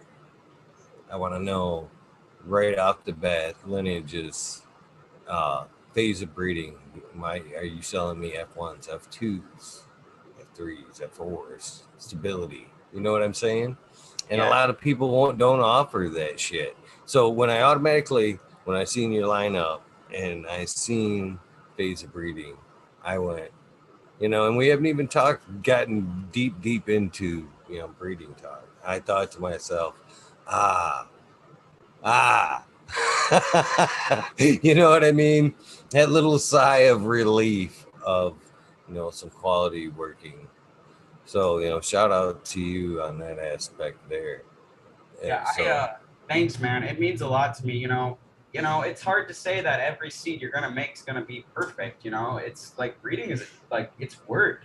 Just like anything else. And like a lot of people, they slap things around, and yeah, so do I. Everybody does. But I'm not releasing everything I work on because I really want to make sure my crowd's happy. And every time you get a pack of seeds from me, I throw in, some of my older crosses, Black Russian or Comrade Pilot or Comrade Gold or, Tie Rush or Perfectly, all these different strands that I know do good. So if somebody has a problem with that little measly 5-pack they just got a 15-pack of Black Russian that they know they're going to be able to make work or this or that. And like things like that. So I try to really hook it up. And then if somebody does have a problem, like, hey, dude, tell me right now what's going on. I want to take care of you because, that's the thing. The community is big. I don't want somebody to, get really excited. They just got, one of these really awesome strands. Something goes wrong and then they're out.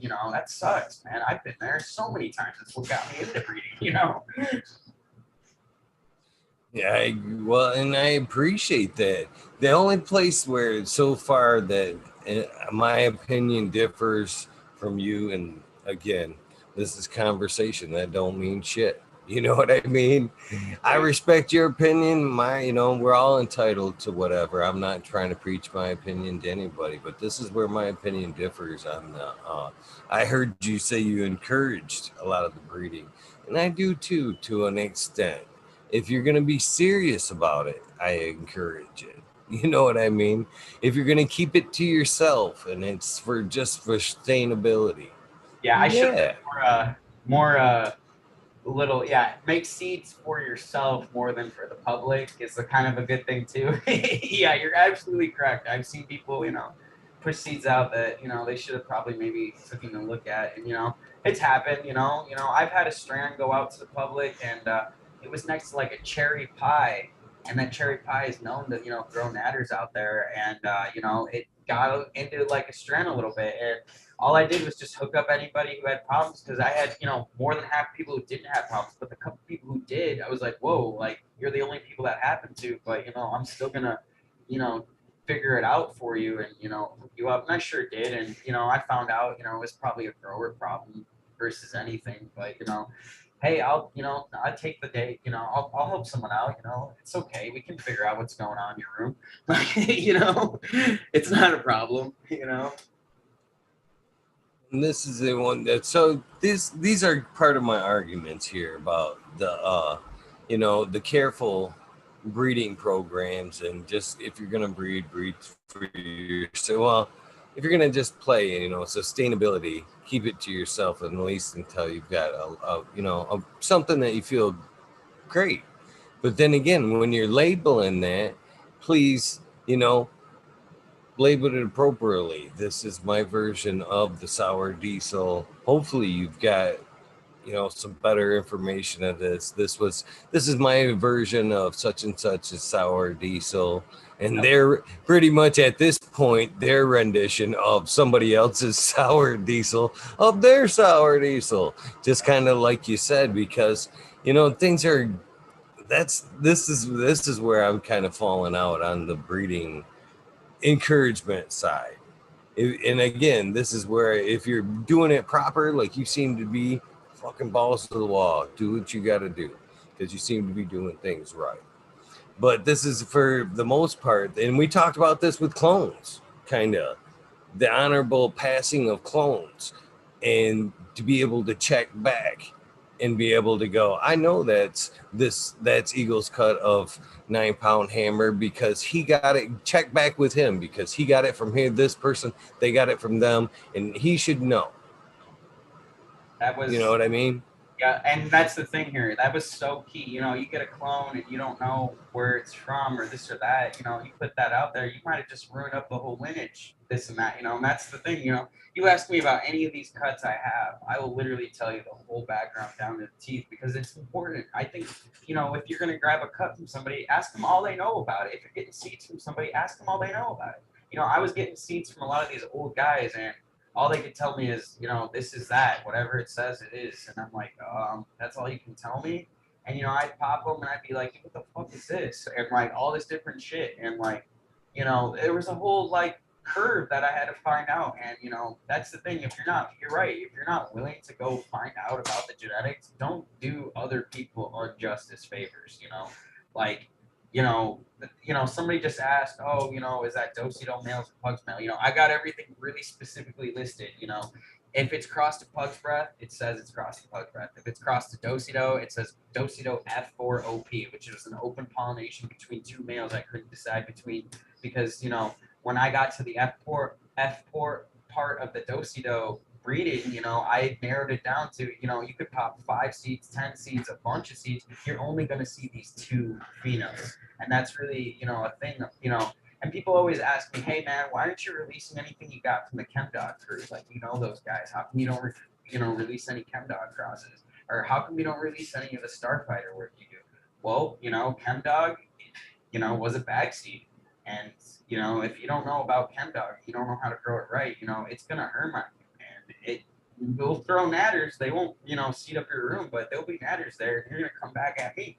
So yeah, nobody's getting these ChemDog crosses. I'm sorry. And like, you know, the Starfighter, I got it out to F3, and you know, the males were still, you know, throwing balls out in veg. To me, that's not a true autoflower. An autoflower can stay in veg 24/7 and never show its sex. To me, at least, because you know that's what I've been taught. So you know, I'm gonna make sure when I'm you know, doing my breeding and release maybe Starfighter, you know, it's at F4, it's not showing anymore, but I'm going to make sure because, you know, I want people to, you know, pop the seeds and have it be true to the description and all this different stuff because that's what made me like things down the line. That's what I want people to, you know, like things down the line. You best believe when I hand, you know, packs of these to, you know, rabid hippies crew or, you know, those guys who run those stores or this or that, you know, we're going to do huge scale, this and that. Like, I'm not going to give them some bullshit. I'm going to make sure that, you know, they're going to put this in a big facility and maybe think about dropping one of their, you know, big time cuts for something new that I make, you know, that's the goal. And, you know, not everybody's going to be a breeder. Now, you know, everybody's got their different things out there. You know, if you want to do production, you know, do production. If you want to breed, do breeding. If you want to make CBD oil, do that. If you want to, you know, make wax, you know, everybody's got their purpose in this. You can be the jack of all trades. I'm not saying you can't. And like everybody tries to, and that's awesome because who wouldn't want to? But, you know, if you're going to push it out to other people, you know, you want to really be, you know, careful. And if you do make mistakes, own up to it. Just, you know, be solid. Be like, oh crap,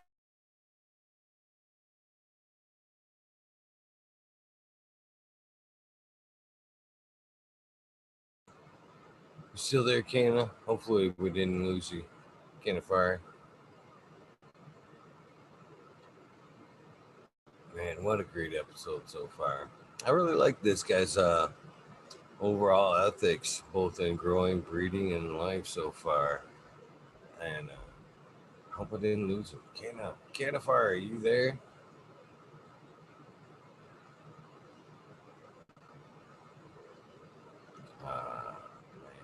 Man. Hopefully you get a connection back here real soon. This has been a good one. Come on back. There he goes. Shit. Hopefully he doesn't get discouraged. I'm really enjoying this one too, Jason. And hopefully he comes back, man. I feel better, and especially he's wanting to give away some of these genetics, man. And I'm feeling better about passing them out through the community or letting some trickle throughout the community because he definitely seems very knowledgeable and passionate about what he's got going on there, man. Like I told him, and like I'm telling you now, I got much respect for people with that kind of passion here in the cannabis community. That's for sure. And even better, I think it's awesome that he knows seemingly, no, he knows a lot of the same cats that I know here in Michigan, which makes him all the more cooler as well. So, shout out to everybody. Kelly Maxwell, cheers to you. Evergreen, I haven't got a chance to say hello to you yet. Buddha Boy, Mason662, Honcho grown comfortably now. Twisted Root, Ray Hat, Wuhan. Sorry, Wuhan. Shout out to all you guys. What are you smoking on? Always a good time killer there. Always the time filler question right there. Who else we got in chat? GR420 community videos. As I mentioned earlier, if you guys aren't following them guys, much respect for them cats over there. Great guys, good knowledgeable community, and not a better time to wander over there and join them with that Seeds for Life giveaway they got going over there. Don't go over there, as I said earlier, don't go over there just for that. Go over there because they're a bunch of cool guys, a bunch of cool information. But the Seeds for Life giveaway is a definite draw to get some folks over there. Shout out to them. Cannafari is back. Thank goodness. Thank goodness.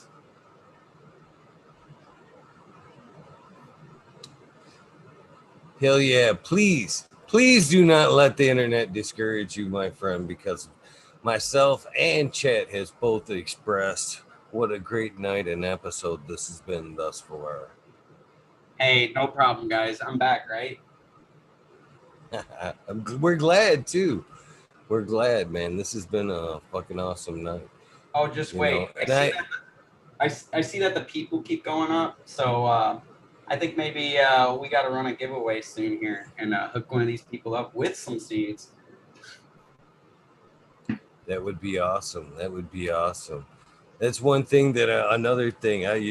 You seem to be relatively new, as we were talking before the show, to what's going on here. But man, we have given away, myself and a lot of people like yourself, great folks like yourself, has passed a lot of genetics through this porthole of the internet to some great folks. So we're always grateful to receive and grow some fire genetics. So, and like I was stating earlier, while you were gone, I feel very good about passing some on through this conversation that we've had, and I got a feeling what you're willing to offer tonight are some good genetics, and I feel good about passing them along. So hey, that makes me happy. I plan to do the giveaway for these guys that are live here tonight, of course. But the package I'm sending you will have extra packs. Obviously, it's in your hands, so keep as much, do whatever. But give away some packs, whatever. I'm gonna load you up so that way you can if you ever run giveaways and stuff, a little bit of Cannafari can make it into whoever wins. Oh, we run giveaways constantly. I'm forever trying to help other breeders out, and because I actually again, you probably don't know this, but I was a good friend of Subcool's there for a long time. But before I was a friend of his, I was a tester for him for many number of years, and I got to run tons of his genetics. But I eventually became a seed distributor as well for Subcool and the Dank. And what that, my cannabis journey's been, up and down, and I've been in and out many phases of it. But one of my favorite things was slinging seeds, to be honest with you. And now I'm not doing that, but I sure do love this. It's the same love, you know what I mean? Some of the stories I heard, some of the miles I traveled to, get people genetics and see people, like I stated earlier, man, that grow is so therapeutic. You know what I mean? And it can help people out through anxiety, life, financial bullshit because God, nobody wants to pay for it. You know what I mean? And why should they have to pay for it when you can grow it? Right. Make You know, some seeds and make that the last purchase you ever make. You know, start growing your other. You know, from then out and buy seeds, right. clones. And you know, even just like for somebody to be able to see that plant growth. Most people go through their whole life never really growing any plant. It's like a lost trait for sure. Like nobody's talking about anything growing. So to see people even interested in trying to like keep it green, that's super cool. It's really therapeutic, like you said. Like you've got such a good mindset on all of it, and it's good that you're doing this for people, hosting this stuff, so that people can kind of have that mindset to bring it into their places of meditation and with their plants and stuff like that, and really go and connect with them. And that, like you're saying with the seeds, yeah, that could be your last purchase. You get the seeds, maybe you just stick around, do giveaways and stay around until you get something for free.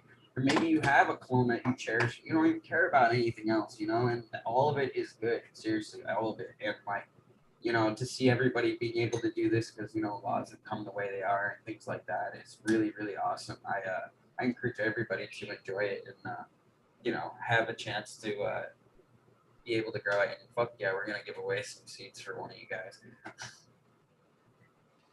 That was one of the intentions of when I started out to do this was, behind the scenes, I knew and had met so many great people, throughout my journey, and they had side stories, the person behind it. And that's, that was the intention that I wanted to express, you know what I mean? And then when doing so, it built a community, but it's kind of built other connections as well. You know what I mean? There's a lot of people that sit here and listen to me and you talk and then connect. There's a lot of things that we say that connect with them, and then they reach out to you. They're a supporter of you because, they appreciated your breeding knowledge and skills as much as I did, or you know what I mean? They found their own pluses, Right. along the way of this conversation. And I feel that's very important. There's people behind there's the brand, you know what I mean? And that's cool. Everybody likes to support a brand, but when you know the person behind the brand and what they, you go, wow, that's a good person. I see the brand, but hey, have you heard that interview, man? He's a cool fucking dude. You know what I mean? It makes it so much easier to slide over and then support that brand. So, Right. And the whole thing is, I appreciate you coming on, man. right. When you get that seed or that clone or, whatever from someone, you're just sitting there like, damn, dude, that was the fire. Thank you, dude. Like, like that was so dope of you to like, bring that into, whatever for me or, get that possible for me. And like, when you get that freaking, fire, you start going like, man, dude, like, I liked whatever, that person had to offer, this or that. And, it's really cool to see, all that come together. And I don't know, my packs are 5 packs. They're 45 shipped. I'm doing them on deal for 35 right now, just trying to get things going. So if anybody wants one, just let me know or whatever. And eventually as these things roll out, I'm gonna be like, yo, who's running, the dodo days, or who's running the hippo zippo, or who's running the zebra zags. Give me some feedback, give me some photos. I want to do a contest, and whoever kept this thing alive or whatever, blah blah blah, they'll maybe win some sweet like zebra themed whatever, and kind of things like that. So as like the years go by and like we all connect and end up doing this together, people will have these significant pieces of art, or even if the cuts stay alive or whatever. And to me, that's me putting my my imprint or my stamp out here and making it a beautiful thing for other people to enjoy besides myself. I was grateful enough to get this this or that, and now to try to get it into anybody else's hand, that's that's happy as hell for me. Chat's going, all right, we're sold already. We're sold already. Shoot it out. Shoot it out, J.K. Rubin says. Oh, man, you got to love Chad. So, yeah. Is there a certain diamond you want to pick out of that fire list there that you'd like to, make All right. sure they So get? I'm gonna do it like this. I got the molten otter, the flaming dough, the dodo days, the starling gloss, the razzle dazzle, the marabou blue, the Dolicious and Clouded Cosmic. All those, the artwork's done and stuff. I have some others where I'm still working on the artwork that, could be available too. But if the giveaway winner will be able to pick, of course, because that's how you do it. And you can pick any of those. That would be a little bit better for me. I mean, if there's something else you really want and you don't see art next to it or whatever, I'll make it happen. It doesn't matter. So, I'm just gonna do like a random number generator right off my screen here, so that way I can see. There's like 83 people here.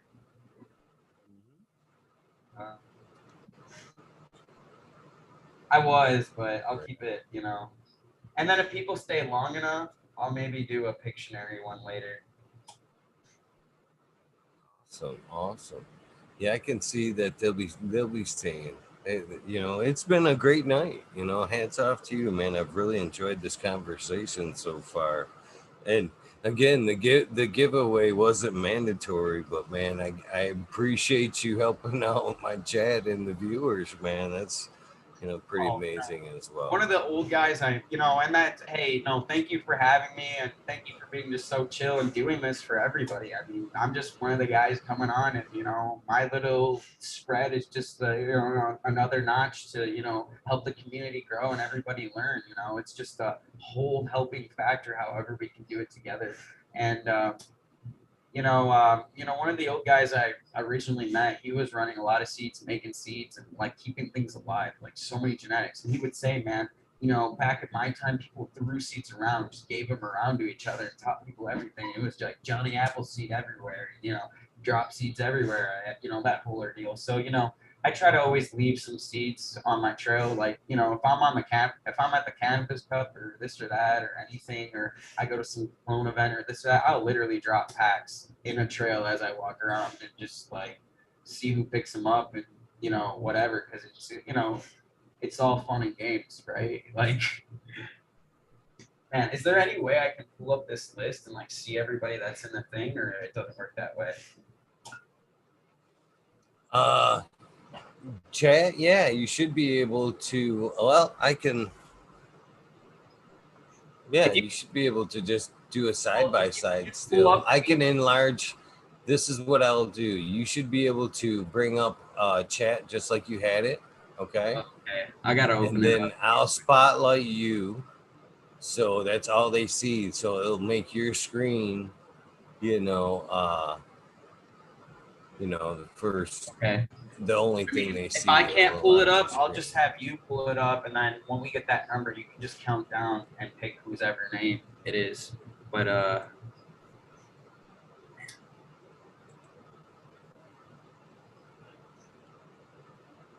give me a second here.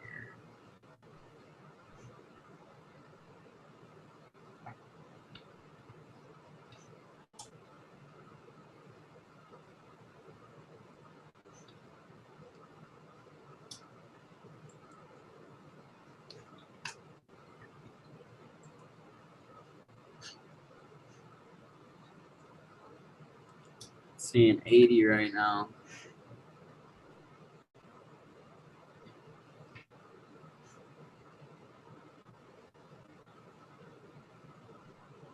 Usually I do like with myself, it's like a 1 to 4, but you do however you want to do. What do you mean? How do you figure 1 to 4? Explain how you do it. Maybe we could run it your way if my way doesn't end up working. I'll tell you that. So usually when I do it is, so I'd go 4 times the number of people in chat, just so I believe that it gives them like a 1 in 4 odds. So just because it's 82, so 4 times that would be what, 320. 320 times that, it'd be what, 328. You know what I mean? So it's, you know what I'm saying?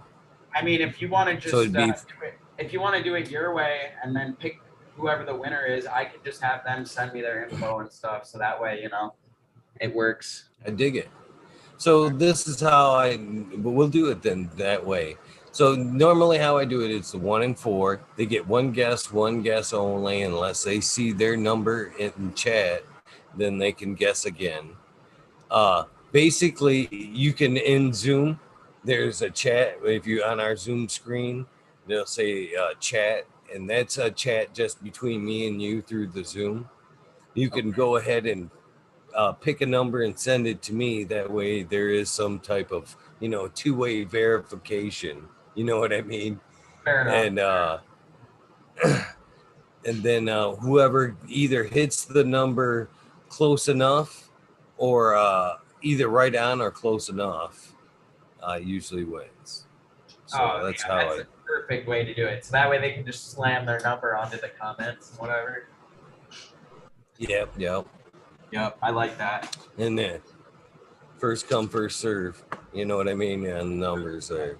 Yeah, whoever says a number that's closest or hits the number literally, then yeah, they're the winner. Right. I like that. So usually we'll go, I put start in chat. I give them a minute and 30 to run through their guesses. So you 85 people there, you got to drop your guesses. And what's the number, Eagle? Shoot, it keeps going up now. So we might as well go 360. 360. Even 360. Go 420. 0 to, there you go. So go ahead and the Zoom number or the Zoom chat, pick me out a number from 0 to 420, and that'll be the winning number. And as soon as you shoot me that number, I'll go ahead and hit start, and they'll have a minute and 30 to go ahead and try for that winning guess. You better see 85 or 88 different guesses. I agree.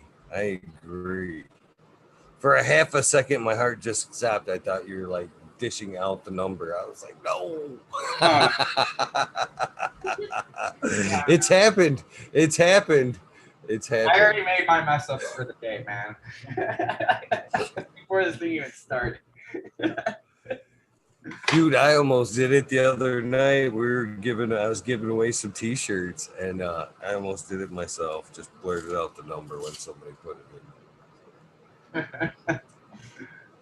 Oh, that's hilarious. Yeah. If anybody would rather have a t-shirt instead of a seed pack, I can give you a shirt, but I'm pretty sure everybody's Amazon pack beans. Beans could be for life. So anytime you're ready, go ahead and hit me with that number in the Zoom chat, and we'll get this bad boy rolling.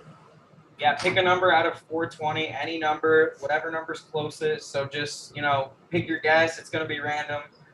So there you go. There's the first guess. I mean, there's a couple of guesses on there, I guess. We haven't even hit start yet. I need your number. You have to Zoom me your number, the winning number. Oh, fair enough. Then I'll hit start. I have to help look. You know what I mean? I got to help look for that number. Oh, yeah. Holy shit. I never thought about the screen share. Turn off your camera until you send me the number.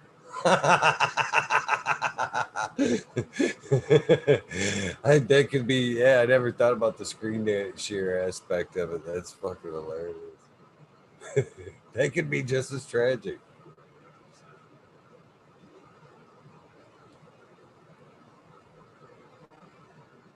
Jack Greenstock, cheers to you. Did we have a drop out right at the giveaway? Talk about the build up. That is funny. Well, asshole for life. Cheers to you. Light it up again, Tim. 420 abnormal. Cheers to you as well. Let the suspense build, I say. Let the suspense build. Get your numbers ready. Hold them tight. He'll be back. Ancho Grown is right. We are talking about me. I'm getting to know my guest, Cannafari. He is telling me about a little bit about his growing and breeding. And he was just about ready to give away some seeds, some of his genetics, Faux 20 abnormal. And, well, unfortunately, we had a little bit, just a little bit of internet problems. But he'll be back. Chad Westport blue ball on us. That's funny. But Faux 20 abnormal. When he gets back, we will be giving away some of his genetics and or t-shirt. Your choice was his option. And you'll be able to pick a number from 0 to 420. And yeah. Winner gets to pick some of his fire genetics that he was showing up on there on screen. And yeah, it's too funny. I love these episodes just because mainly it's not me, because it's usually me. It's usually me with the bad internet connections falling out and leaving my guests to maintain and hold things down. But I am, like I said earlier, I am having a lot of fun. You'll use your B-Day 68. Nice. You gotta wait. You gotta wait, Admiral Foe. Yeah, all right, he's back. He's back. We're back on. We're back on. We're back on. Oh, so funny. So funny, Cannafari. They said we're blue ball on them on this giveaway.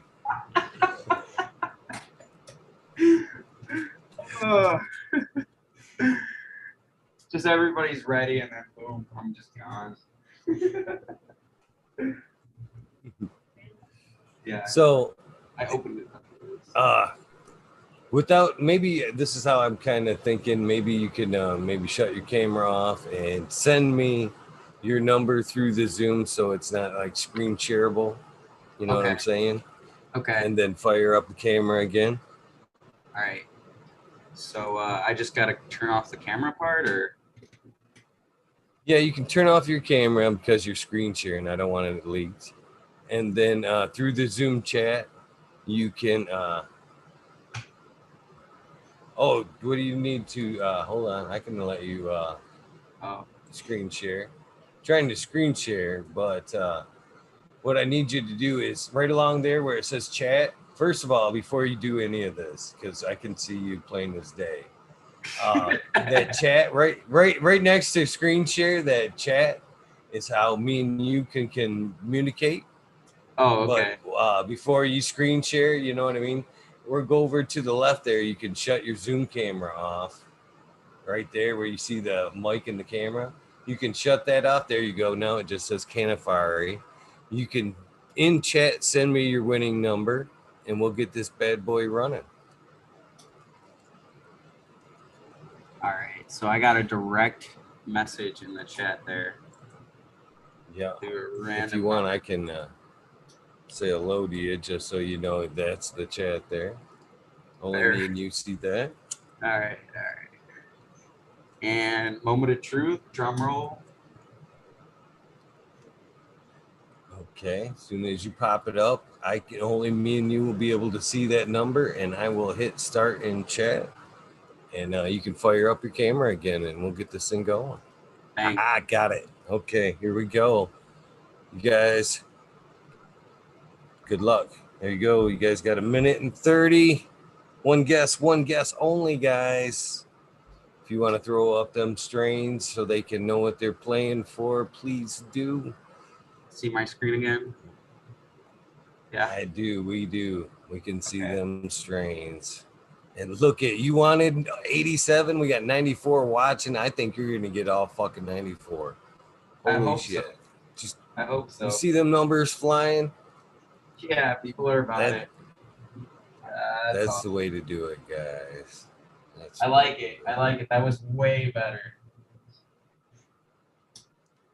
Tough out here. Look at these numbers going. See some good guesses, but I haven't seen nothing right on yet, guys. Kind of gently going through chat. Ooh, there's a good one. That was a good one. I see one it wasn't right on, but it's damn close. You guys got 36 seconds, 33. If you haven't got your guess in, you can double check to see if somebody has already called out your guess. If they have, you can guess again, but that's the only way you get multiple guesses. I seen pie in chat the other night. It cracked me up.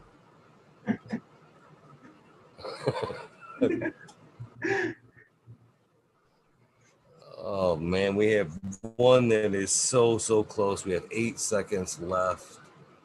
Yeah, man. If you ever have another breeder on or whatever, and you feel like I would be somebody to bring into the conversation, just let me know. I would definitely try to come on. At any point. Yeah, that would be awesome. That would be awesome. We're always looking to learn. You know what I mean? You know, there's always somebody out there that hasn't heard that. But that was the end. That was the beeper. I need to put stop in chat. Nothing counts after that stop. But I seen one that was pretty damn close. I'll go ahead and put the winning number out there in chat so they can help police us as well. The winning number was 308. The closest guess I seen without verification was 311. Is that what you seen over there, Cannafari? Wow, you saw 311. I was thinking something else, so I'm thinking that's probably I see it now. I think that was the closest. I think so. Chat's usually pretty honorable about that. Yeah, I mean somebody's gonna try to make sure it's right. I mean, I smoke a lot, so I miss things.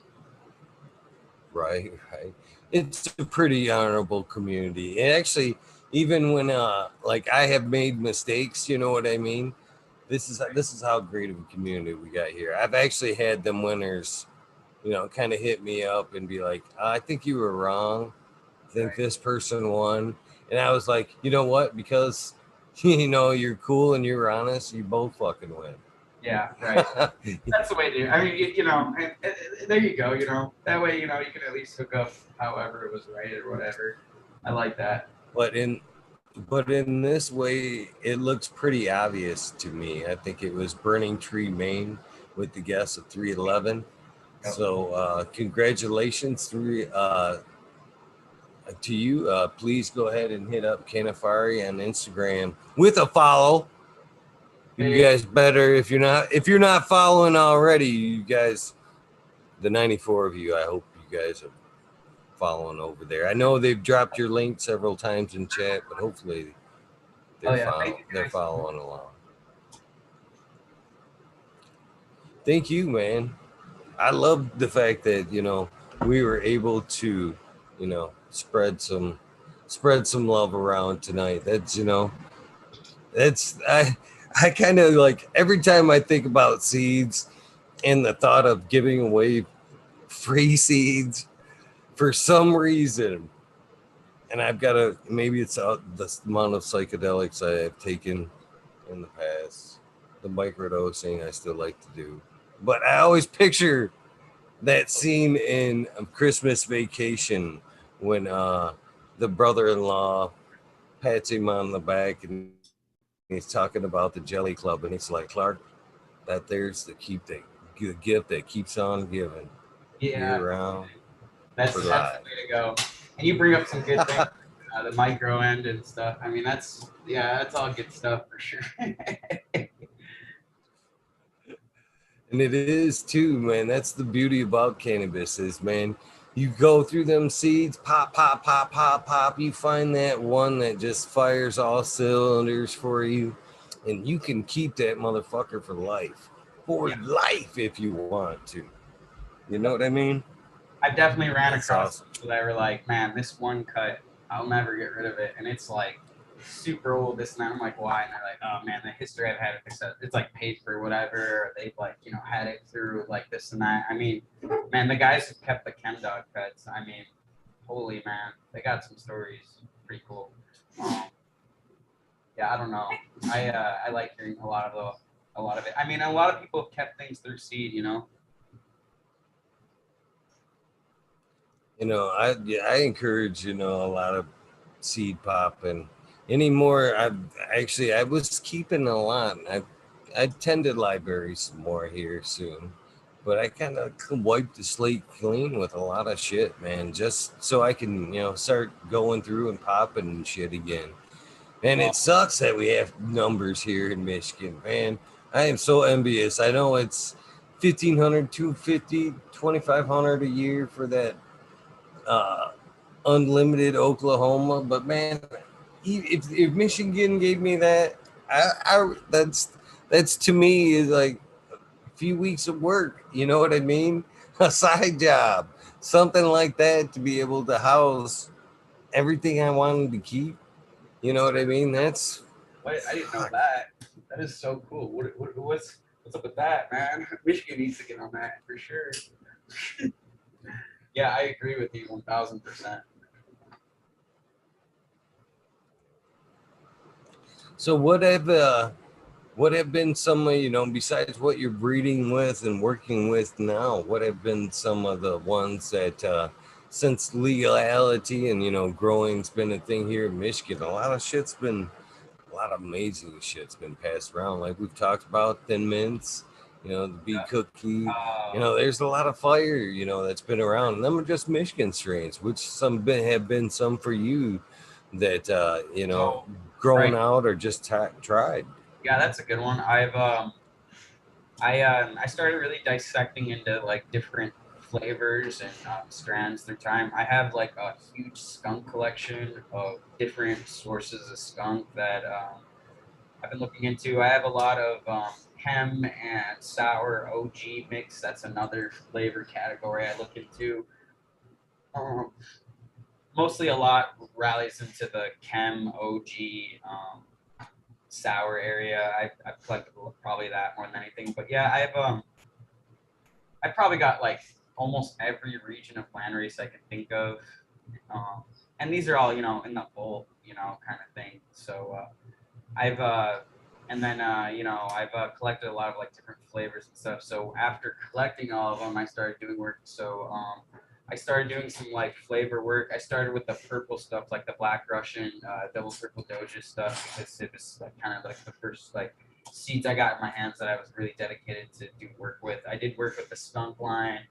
I did work with a headband. I did work with a lot of OGs, like a hand, like so many different ones. You know, OGs crazy. Let's see. I did a lot of the blueberry. I did some white widow. Got the cough going. Been doing a lot of Hawaiian work.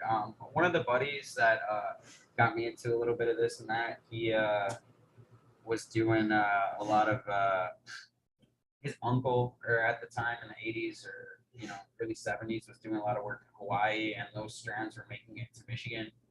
And one of them was monkey pods, an old Hawaiian skunk. I was able to locate that cut for him, and that spooled a lot of the land race collecting. Um, yeah, I don't know. I would, you know, if I pop, you know, I pop a lot of different varieties, and then I try to like pull the best male out of the group. So, you know, if I pop a bunch of OGs that I'm looking through, or like maybe some fruits like mango or some strawberry or grapefruit or whatever I have, you know, and the best male, let's just say, happens to be the grapefruit. Well, you know, that fuck the rest. You know, they just weren't good enough for me right now, and I'm gonna work with that grapefruit and cross it to some things and things like that. So, you know, there's been a lot of things like that. You know, and like you know, as you work with so many of the different names, I guess, like, am I still here? Yes, you are. Yes, you are. Perfect. Yeah, as I started working with different strands, it became like, you know, you really watch like the plants, their structure, growth, leaf patterns, and smells and stuff. You really get across the name bullshit, that like been covered over, like, oh, you'll see that, this flavor is actually Northern Lights, but been renamed because of a phenotype maybe that was found, or this or that, and maybe you're not seeing that phenotype as you pop your collection of seeds, but you find out that that strand might be this strand or that, and you really start learning more of like the plant's look and the whole like what it's going to be, and you start dissecting into like a lot of the varieties. Like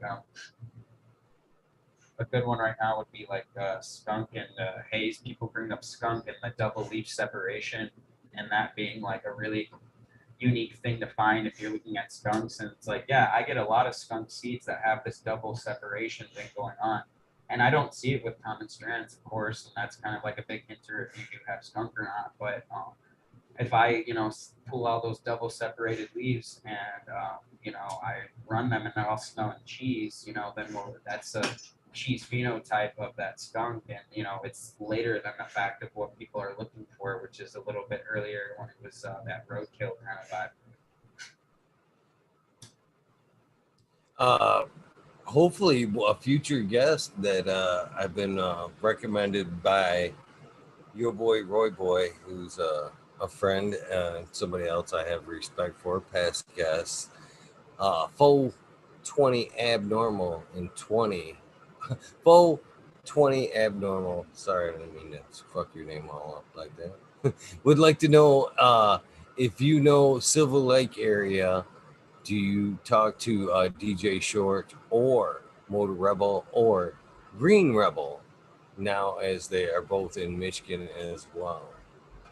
I didn't know DJ Short ended up here and I was here, but I talked to him online, and that's kind of, I never met. Oh, I did meet him in person actually, but we were mostly talking online.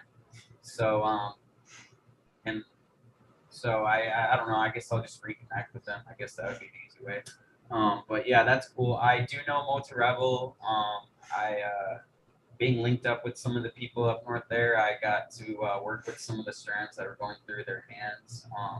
I don't know who the Lemon G came from, but I think maybe Motor Rebel's dad, because I think the son runs it now, was holding that one and got passed around and ended up in my hands. But I don't know. They're a really good group. A lot of these Michigan breeders, I end up meeting at these cups and stuff, and I trade them last for seed. I literally end up hanging out with like every single booth. I literally get as much glass into their hands for them to enjoy, close to nothing, as much as possible. They'll give me some seeds or whatever they got on their table, whether it's, whatever the product that any table's running. And I get to meet like all these companies. So I do have a good, I've met a good amount of these Michigan cats, and as more of these events come back up, I'm sure I'll meet as many as I can. Yeah, I know the Lemon G story completely. I just don't know how it got, all the way to my hands. I do know it came from the hippie trail, and the lady in Ohio was probably the lady who snuck it in her sleeve. She like sewed her sleeve, put the seeds there, and it was a lemon tie that was out there. It just smelled like lemons. She put the seeds in her sleeve and sewed her sleeve shut, and then brought them back. And then she was running that Lemon G all the way until now. Still floats around, and I don't know. Yeah, it's a Michigan, or it's a Ohio. Sorry, Ohio original, like the Death Star. But yeah, I know it's made in Michigan, and I don't have it anymore. Actually, I do miss her, but I have a couple of crosses that I kind of work with the lemon terpenes. The lemons come through, and it just kind of, I got like it crossed into Starfighter, things like that. Another friend of the show and past guest brings up another great question and point. Where can we see your glass, and where could they purchase some if they were interested? Good point, and thank you, Detroit River Rat. Yeah, that is very true. Okay, so yeah, I work with a bunch of people on my glass. I've got like 3 groups of people that all my class goes with, and I connect with like a collective. So you guys can just message me to see available glass or anything. Yeah, I don't know. I spend a lot of the glass is the production. It kind of does and I'm not really pushing more of I do more of like a production style, so my work doesn't get out there as much. But I do have some people that push their names out and stuff, and I push my glass through them, and I do a lot of collabs and everything with them. So I can definitely show you any glass at any point in time. Just message me and I can show you everything. So, you had Kyle Cushman's on? I thought they were asking how I got the cut. They were asking if I have had him on. I've asked Kyle to come on a couple of times, and not yet. Not yet. Oh man, well, I definitely talked to him a couple of times. I do hold his strawberry cough cut. It's pretty cool. He came onto my page and just confirmed it, so it was like a whole thing. Then I got to talk to him. Great dude, very knowledgeable, man. I would love to get him on and hear his story.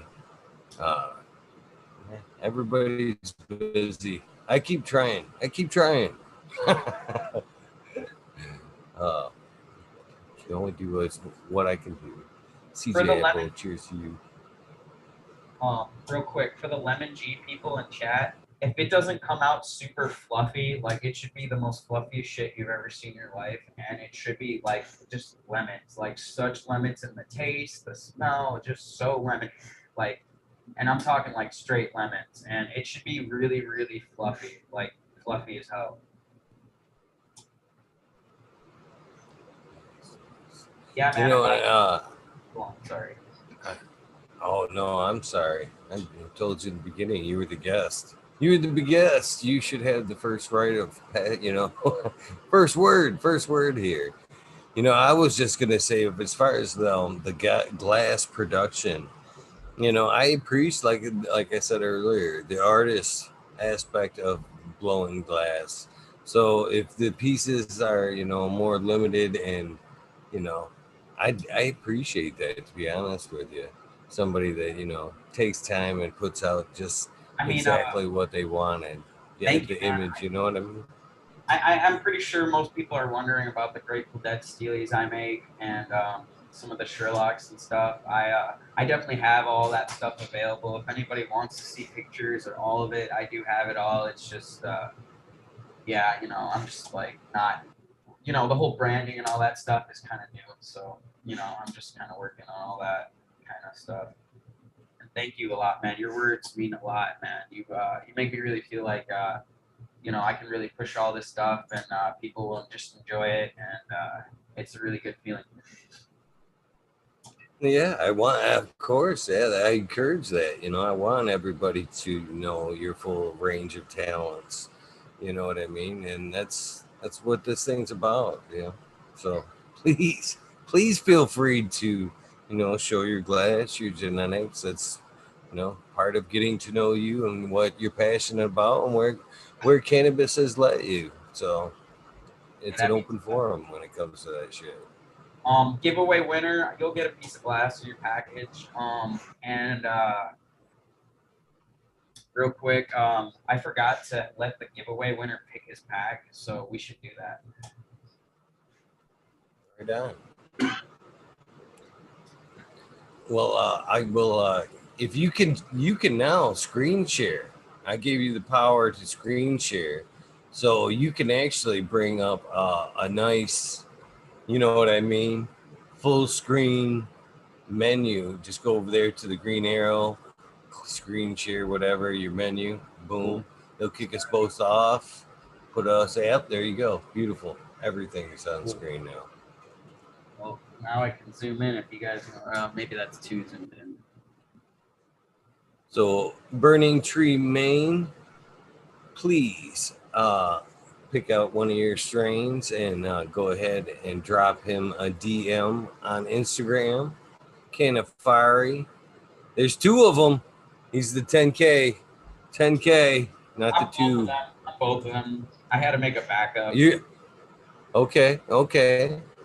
I'm glad you pointed that out because I seen that earlier and I'm like, I don't know, because I was gonna send you a message. I'm like, I don't think that's the one I was talking to.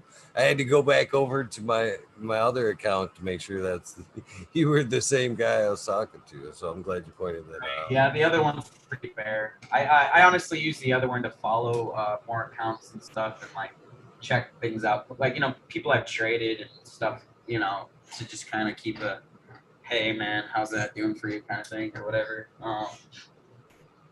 Let's see. You guys can see all pictures and all that stuff on the feed. I'm gonna start posting plant pictures more and stuff. I just been kind of backed up, man. The glass production is more work than you guys would think.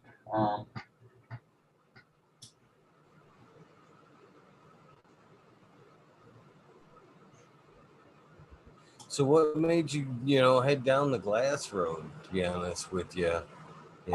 There's a lot of things to do, man. It's a costly startup just to, you know what I mean? See if you like it. It's kind of a sad story, but the old guy I met who was the Grateful Dead head, he was I ran into him at a festival. I was doing all kinds of art. I naturally like paint and I make prints and pins and shirts and t-shirts, and I went to school for graphic design. That's why you can see me draw and I make my own art and everything. When I ran into this old guy, he was talking about how nobody wanted to do it anymore. And the buddy that I was with was a younger guy. He was getting into the art schooling and kind of doing the graphic work and stuff. And we were at a show with, a group of friends. And this old guy was teaching us how to do this glass. And my buddy was at this art school also doing glass, telling me every day, man, you're the only person I know who knows all about these pipes and Sherlocks and bonds and has known about it. Just as much as if I have a cannabis history, I have a glass history with a lot of the artists and just the whole thing. And when I met that old guy, he taught me that Grateful Dead technique and all that stuff. We really took that really far. And then my buddy ended up passing away. And when that happened, I knew, I should probably take glass a little more seriously. So I started really taking it full on and making it more of the bigger thing I was doing. And, and that was before I even got in touch with plants. I was just really interested in strands and stuff. And if I could get some good herb, I sure did. And recently the older cat just passed away too. And, it's been a thing, but I'll push the glass for sure. I push it through multiple friends, and we all, we teach each other everything. So, It's funny that we hear, our journeys and stuff. I see Captain 420 there. He shot me a DM today and saying hello, which I think is always cool. I always appreciate the hellos and, people new to the show reaching out. But he actually, he was one of the hellos that went, you know what I mean? He definitely raised here because he told me where, a little bit about himself in his time in Michigan. And they correlated, we were in the same town at the same time. And which was I'm I got to talk to this guy. So I'm looking forward to DMing and getting to know 420 and kept it a little bit better to see how close we were. How close we were growing probably side by side in the same town. right. That's kind of funny shit. It really is. And that's a beautiful thing. And like you said, after Jerry passed, that's a big thing. Everybody, turned to doing other things or, building, glass brands or, the whole thing. And, you know, it really inspired this whole turn of things, and that's really a beautiful thing there. It, like, man, like you said, man, and then people just come together like this, and you know, they'll just, you know, start giving out a little more information about each other, this and that, and you really build really nice friendships. It's a beautiful thing. It is too. It is. So did I think my thing is Is it it- showing the list on your side? it is, I believe it's just showing from clouded cosmic down to just under dosy days, and then delicious down to Okay, Lux Leopard. yeah, I have all the artwork done for those ones, so yeah, if he wants to pick out of those, that'd be great. But if he wants the whole list, I can do that too. It doesn't really matter. No, that's just up to you, my friend. It's That's bust just out up to some you. packs around, or you could get the strawberry cough one and the GMO Mac molten otter, or swimming dough. So if you could, there, please give us your pick. And if you don't pick That's right right. now, it's just hard to see or something, you can just DM me, be like, yo, I couldn't see or whatever, and I'll just, you know, send a list direct or whatever. Scroll up. All right, I'll get this in the middle and get a whole, so you guys can see what we got here. All right, and it's a pretty limited drop, Isn't it? so there's some more than others and stuff. Sorry, what did you say? Isn't it kind of nice to be able to, directly relate with the viewer like that?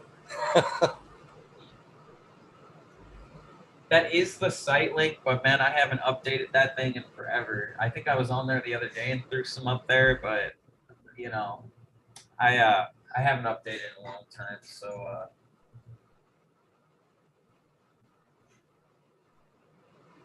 yeah, so that strawberry really cough fire. cut is you know, from the Rabbit Hippie and from the Kyle Cushmans from some bigger runs. This OG Kush cut is from out in the Cali area, about, I don't know, 98, 99. It's been just a really piney lemon vino that has been held around for a very long time. This is actually my first time ever releasing a cross with it because, you know, nobody really knows the cut. The Molten Otter GMO Mac cross, that's a circulating GMO cross to Mac off the initial drop that Capulator did. Capulator also has some of my glasswork. He's got a Sherlock. And that Dosey Dose I was explaining earlier. Let's see, we move on over here to the Jenny Kush Blue Diesel Cross. The Jenny Kush is one of those really loving strands that Rare Dakeness put out because they had their buddy Jenny pass away. Yeah, the Blue Diesel, I guess I did. Yeah, the Blue Diesel was a good one. I'm pretty sure it originally came out of some gear that Seedsman was doing and then got crossed in there. The Trot Breath is, you know, only Seeds. I think they made the Trot Breath, and that's to the Motor Breath 15. Very beautiful cut. I mean, shoot. Yeah, that was a fun one. The Giraffe Rex That cross. Motor Breath is loud strain. That Motor Breath is just super loud. It's a beautiful cut, man. I love that thing, man. I need to get her back. I did some crosses with her, and I also have a cross of her with a male that Seed Junkie did that I hold. You know, a couple things there. Let's see. The Giraffe Rex is that Angel Cookies is Cushman's to TKBX3 out of Seed Junkie's gear, and then that Orange Chameleon is out. If we're going over this way, I'm hopping zigzagging over. The Akema Aurora's Orange Chameleon cross. The Orange Chameleon came out of Myotech's gear. He's been doing a lot of Gorilla Glue IBL stuff lately.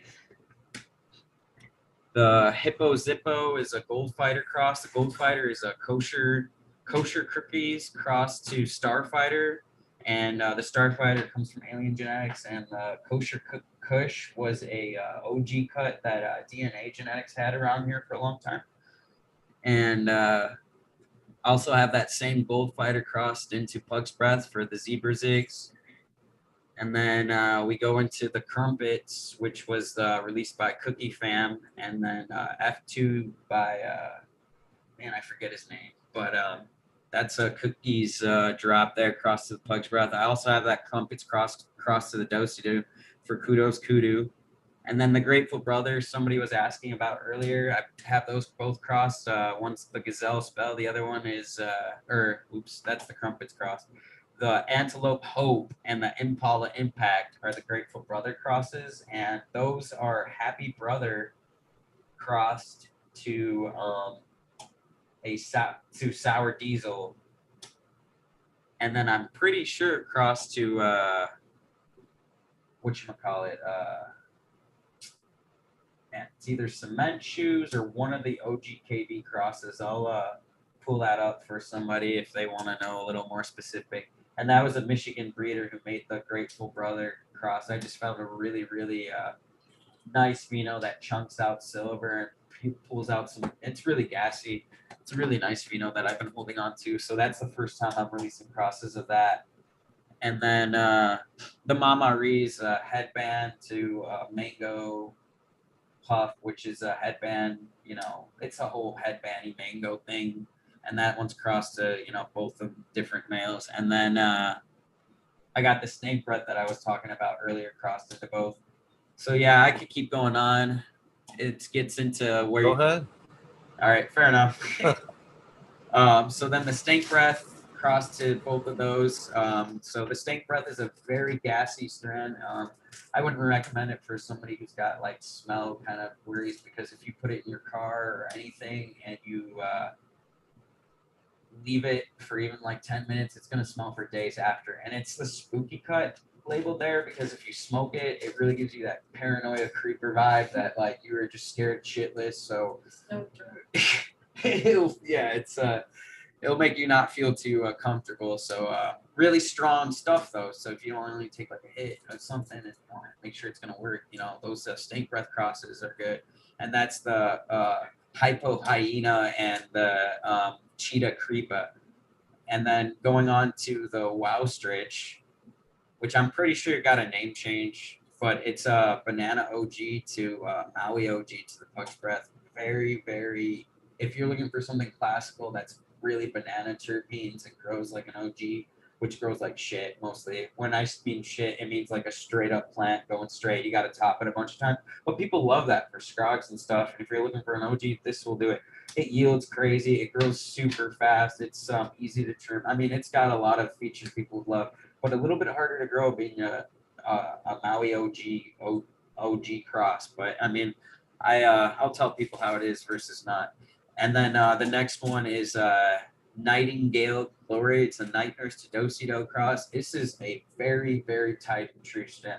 If you're looking for something where the Dosey-Do is going to shine through and grow super easy, that's your pretty good cross there.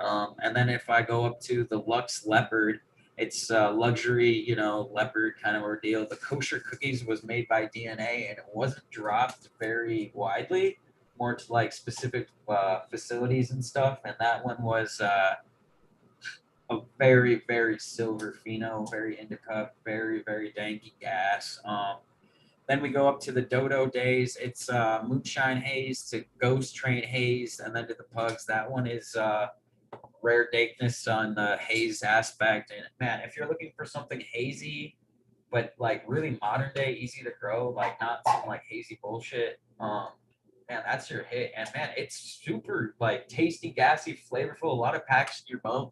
It's plus it's when it was crossed to the Pug's Breath, man, it is very colorful. It's a really, really nice one. And she yields and grows easy, and man, she's a nice one, really nice one. Then we go to the Starling Loss. It's Cherry Punch to Dosey-Do. The Cherry Punch was Cherry AK-47 skunk there. So, and the Punch was a very icy, very nice one. It's a really nice, easy to grow, like really beautiful flower. You don't even have to try, and she'll just come out beautiful every time. You could totally just like not care, and she'll just do it for you. So that's kind of really nice for people. The Razzle Dazzle going up is a Raspberry Punch by Biotech again to the Dosido. Man, if you want something to grow quicker than you could ever imagine and be out of hand quicker than you want and just be super, super terpy on flavors like the strawberry cough, but like way bigger nugs, way silver looking, you want the Razzle Dazzle. The Marabou Blue is a fun one I put together. If you guys know the site Seed Finder, it's like all the genetics are there.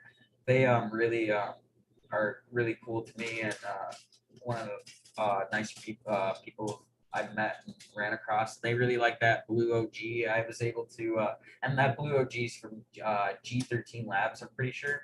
And it's really, really blueberry terps. I mean, it is the most blueberry thing I've come across, and it's crossed to an OG, making it, a little more stronger hitting.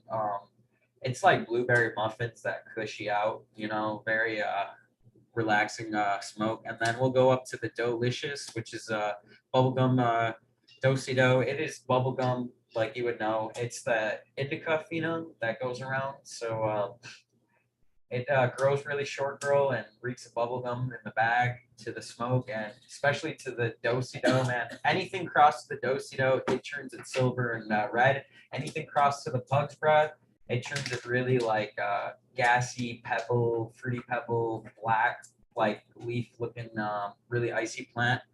And then the last one on here is Sky King to Pug's Breath, which is the Clouded Cosmet. And that one is it's a gassy stand. It's a Astro Dog.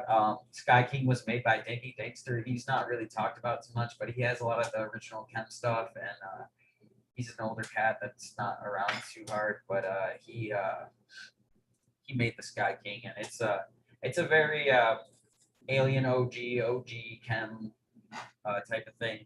Those are pretty much gone though. I still have some packs stashed somewhere.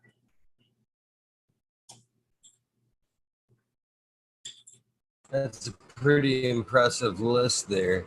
A lot of questions when we talk about breeding there is the importance of the male there, and what they look for. So what made you choose the pug's breast and the dosies? And, what stood out, and what do you think they bring with the crosses? You know what I mean? Well, that's one thing a lot of people don't understand is exactly what traits the male brings. So what are some of the things that these two bring that are the reasons you're working with them, basically? So, and that's a really good thing to bring up, like super good, because that's what shines over most of the time. And for me, I had this Pug's Breath cut and do clone only for a long time. I lost the Pug's Breath, and when I lost the Pug's Breath, I was kind of destroyed in the fact that I didn't share it with anybody. I only crossed it a little bit, and I just didn't have it anymore. And it was one of my favorite cuts. I really missed it. So when I was looking to try to bring it back into my life, I saw that the lady who originally made Mendo Breath, which is the same thing, just renamed Pug's Breath, a little bit of crossing around, or all within the same genetics. So Mendo Breath and Pug's Breath are the same thing. She wasn't able to grow anymore. Just been doing a bunch of auctions with her and her husband. So somebody I saw got them, and I really just wanted that Pug's Breath to work with for myself, really. And at the same time, literally at the same time, I was doing a glass trade.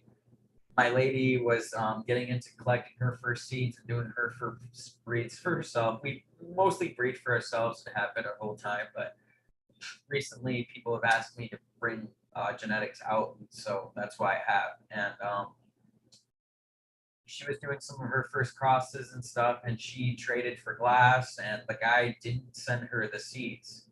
He just didn't send her them, and he got the glass and everything. And then some mutual friend of his messaged me and said, "Hey man, I would love to give you seeds for what happened." And I said, "Oh, it's cool and everything. Let's just do a trade." So I gave him some glass, and he ended up giving me the do from a company, that was putting out the do that got it directly from Archive. And I then took it a couple generations myself to bring it out to. I think it's at F5 in my hands now. And just kind of like, because I had the clone only still of the Do-Si-Do, so I was able to, and I only started with 6 Do-Si-Do seeds. So out of the 6 Do-Si-Do seeds, I brought it up to, having maybe 100, and then, working that up to, having more than you ever want, kind of thing. And when I was working with both of those lines, I popped the seeds at the same time, kind of thing. I was watching, a lot of the OGKB stuff, and I had cement shoes, and I had followed that strand closely, so I just had a good eye on the OGKB, which is a cookie hybrid, so it's just like a newer cookies kind of thing. I really got to work the lines a little bit, and what I was mainly looking for was a representation of what I had. So, the Pug's Breath, I'll tell you guys, is a little bit harder to grow than the Do-Si-Dos. They're very OGKB dominant, so you'll get some funky phenos coming out of there. But if you give them love and hope and get them to their full potential, because they grow out of it completely, they will be way danger than you could imagine. And that's where a lot of these people were pulling these new clone onlys and stuff, was from bag seeds of things like that. And it's really beautiful stuff. There is some like really fast growing, easy growing ones and all of it, but the Pug's Breath is a little bit harder. The Do-Si-Do, on the other hand, is a little bit in line. It went up to the F4 by the time this happened, and at that point, the breeding of the nasty phenos was pretty much taken out. So it was more like every time you could pop a couple seeds or a lot, you would get the 2 phenos every time. And the 2 phenos being one, like a pre-98 Bubba Kush, very short, squatty girl, cushy and all, and then a taller, stretchy girl that's more creamier and finishes white, but her leaves will turn red. And both of them will turn colors and fade like beautiful fall colors. But yeah, they're beautiful. And then back on the Pug's end, she does finish up black and beautiful and really brings out color with purples and a little bit of orange and mad frost, and plants finish like black. So bringing those into like the crossing aspect was very beautiful, because knowing how the moms were and then seeing them clash to males I was very familiar with lineage and working with them multiple generations when we went to like testing seeds and stuff. Man, everything was so beautiful and very, just really unique. It matches everything out there today, and I can't wait for people to try it. Is all I gotta say on that.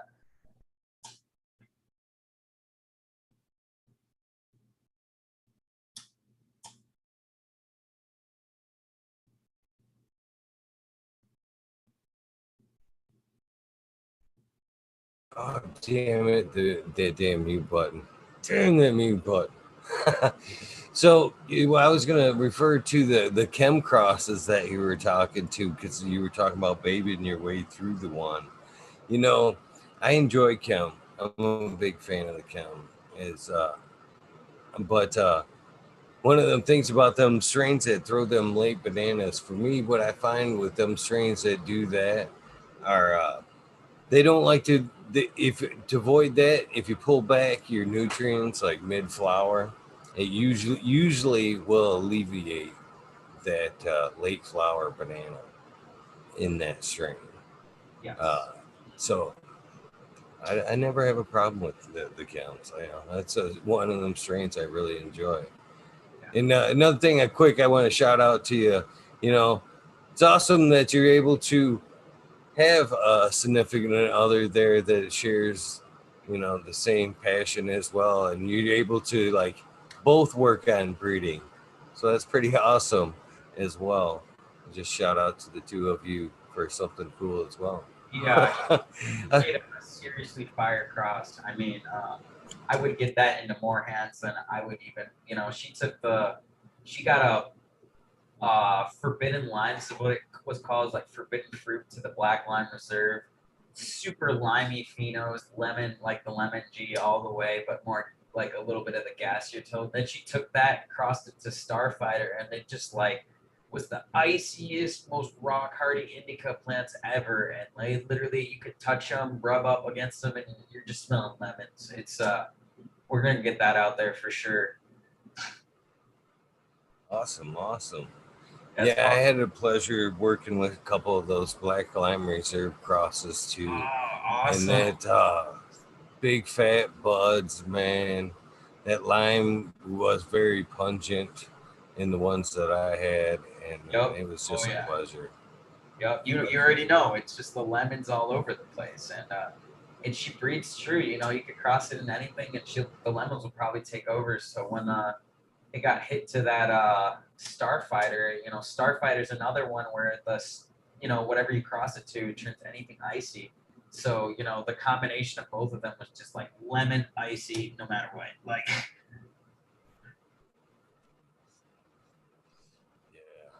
That sounds pretty awesome. I can't wait to hear about that one as well. Hopefully, you guys will keep us updated on the current strain list. Hope, like I said in the beginning, I hope that you've enjoyed yourself enough that and you'll be checking back in on the wormholes, popping in and out and telling us, a little bit about breeding and what you're working on. oh, of course, of course. I would definitely like to keep everybody, you know, on that and see the, you know, how it's going and everything. It's a, you know, and you know, I like to do giveaways a lot. I do them almost weekly on my page. So, you know, feel free to join them. You know, I'll pop in here and if I'm ever on live feeds or whatever, I'll, you know, continuously do them. You know, I want to get this stuff into people's hands and I want people to, you know, want to come and do these things. And that's, you know, one of the good things about it is, you know, sharing your I agree with you. One of the things that I'm really proud of that that about the show that I've personally done this last year in this journey is give out a lot of fucking seeds and to get people to get growing. And people like yourselves that come on and dump out knowledge of breeding, growing, both here and in the wormhole, man, is priceless on my end, their end, and but uh in memorable in memory of my friend Sub Cool there who passed uh February last year, and but his birthday was in September, and in the honor of keeping a friend of mine's memory alive and doing what he would do is give away some free seeds, and we want to teach people to grow. Man, I mailed out 200 packs of jelly bean, Agent Orange, and sangria out to people with it was with the idea, to teach people to grow, to grow, to tag it with the photos, and so everybody, if it was a new grower, could follow along with an older grower and ask see, you know, the questions whole or thing and tips. see how everybody's comparing. Dude, that is so awesome. And you got to really help with that. That is like beautiful. So beautiful. So I respect, people like yourselves that are, both trying to get giving seeds out because you want to give them out, and, to get things going for yourself. It's a great way to get people to, love a great strain and to get a good name going for yourself, to be honest with you. It's always nice to, see your strain grown around the world and to hear people. That's another cool thing. I've seen people, breeders, travel and nonchalantly talk to people about cannabis, and hear their name of one of their strains come out, and what a great feeling that is to, oh, by the way, I bred that one out. You know what I mean? To see, Right. how Right. see that firsthand, It's true. would It's be so true. amazing. I see somebody in the comments bringing up Romulan Joe. Um, it's a very indica one. It's a little bit classier. I would honestly say maybe it might be like a Northern Lights, but don't quote me on that, or hopefully I don't get in trouble for saying something like that. But you know, I always thought why he called it Romulan. You know, there's a Romulan, Michigan. Maybe he was from that area, Romulan, Michigan. You know, because he's a Michigan cat. I don't know, but you know, I do have some Romulan seeds that I probably will dig into.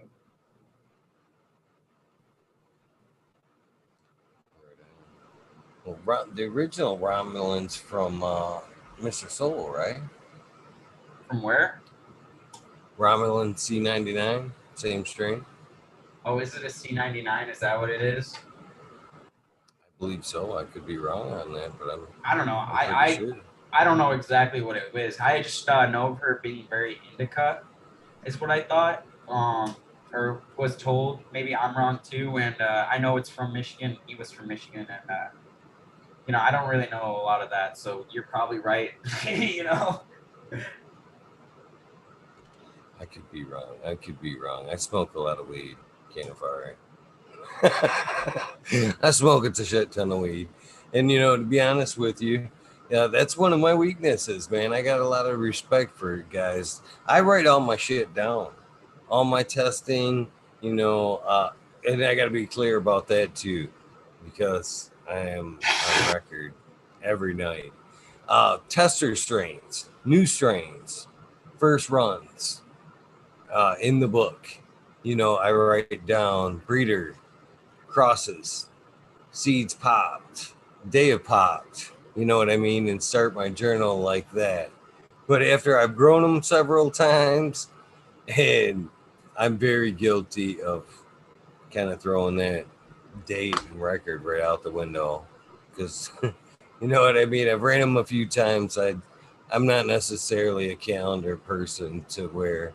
I mean, We kind of talked about this earlier. It's not production for me, it's quality. And I know what I want to see from my plant, and my calendar can't tell me that, because environment and everything else changes, which will dictate that final date. You know what I mean? So, right. why And write it that's down? right. And that's the thing. For me, I was always in like a smaller scale, so it wasn't really. I'd slap the label on there every time, and it was. That's all I needed to keep track of. For the most part, I'd watch. When the first day of flowering, when it ended, so I didn't really have to keep it too hard. Kept it really simple, and as more things came across, I could really just keep the names right, and and for me, for breeding, if I breed with something a couple times and it's just not my favorite in the crowd, I'll take it out of the cycle and get rid of it. I wish I was a little bit more adamant of spreading the clone before I got rid of it, because there's some serious fire that have gone through my hands and I didn't spread it and I just get rid of things. But I try to keep my seed stock fresh. So if I get Romulan seeds from 20 years ago or skunk seeds from 15 years ago, I gotta pop them and do the work now versus let them sit any longer. And the Romulan guy, yeah, I think you're right. I'm not sure. I have worked with Space Queen. I see where Cinderella 99 is. I definitely smoked it a lot when I was younger. C99 is more of like a Jack, and Jack and Northern Lights kind of pretty much right along the same line if you watch them grow. So that's why I brought up like thinking that Romulan was like an indica Afghani, which is what Northern Lights is, because a lot of those earlier strands were indica Afghanis. But like I said, I have Romulan seeds that I'll go through myself and kind of get a bigger whatever. I do know of a podcast or two where a couple guys hold very old cuts of Romulan and get a lot of information about it there. If you want to message me, and I can give you those things. Right on. I'm just kind of catching up here, looking over at chat. They've been enjoying this as much as I have. Yeah, I'm seeing this. I do a couple of live things, so I try to see how the chat goes and follow them a little bit and see how it all goes. So, what are there's any strains that sitting in your vault that you're looking forward to popping with and maybe breeding with sometime soon? I mean, I breed constantly. I just keep smaller amounts of things and not really big scales, so that way I can kind of like do little amounts and just kind of always be like making seeds and trying things. I got like a lot of chem work recently in my way, so I've been dabbling that way. popping a lot of that, but also just trying a lot of the sour diesel that I have just to compare the two. Especially, I've seen a lot of Cam OG hybrids, so I'm just trying to get my eyes familiar with a lot of it. Like Skunk VA, he just started making all those seeds for his company, and I got a bunch of those from a friend of his. So I just been kind of digging through those. So I yeah, there's been an interest of cheese lately around me and skunk. Everybody's asking me to go through the skunk and cheese stuff. So I've been doing all that stuff. Honestly, I don't know why everybody wants the skunk so bad. I feel like it's more leafy and not really like, I don't know, appealing compared to a lot of strands out there. But I don't know, who am I to say much? I just think a lot of the super loud strains are leafy. To be honest with you, you kind of stated that earlier. The terpy shit. For me, that man, the terpenes play such a huge role in cannabis for me. It isn't necessarily about the large THC amount. It's the terpenes. It's what's on the nose. What hits me like that, and what hits me on the nose usually tells me perfectly where I want to go.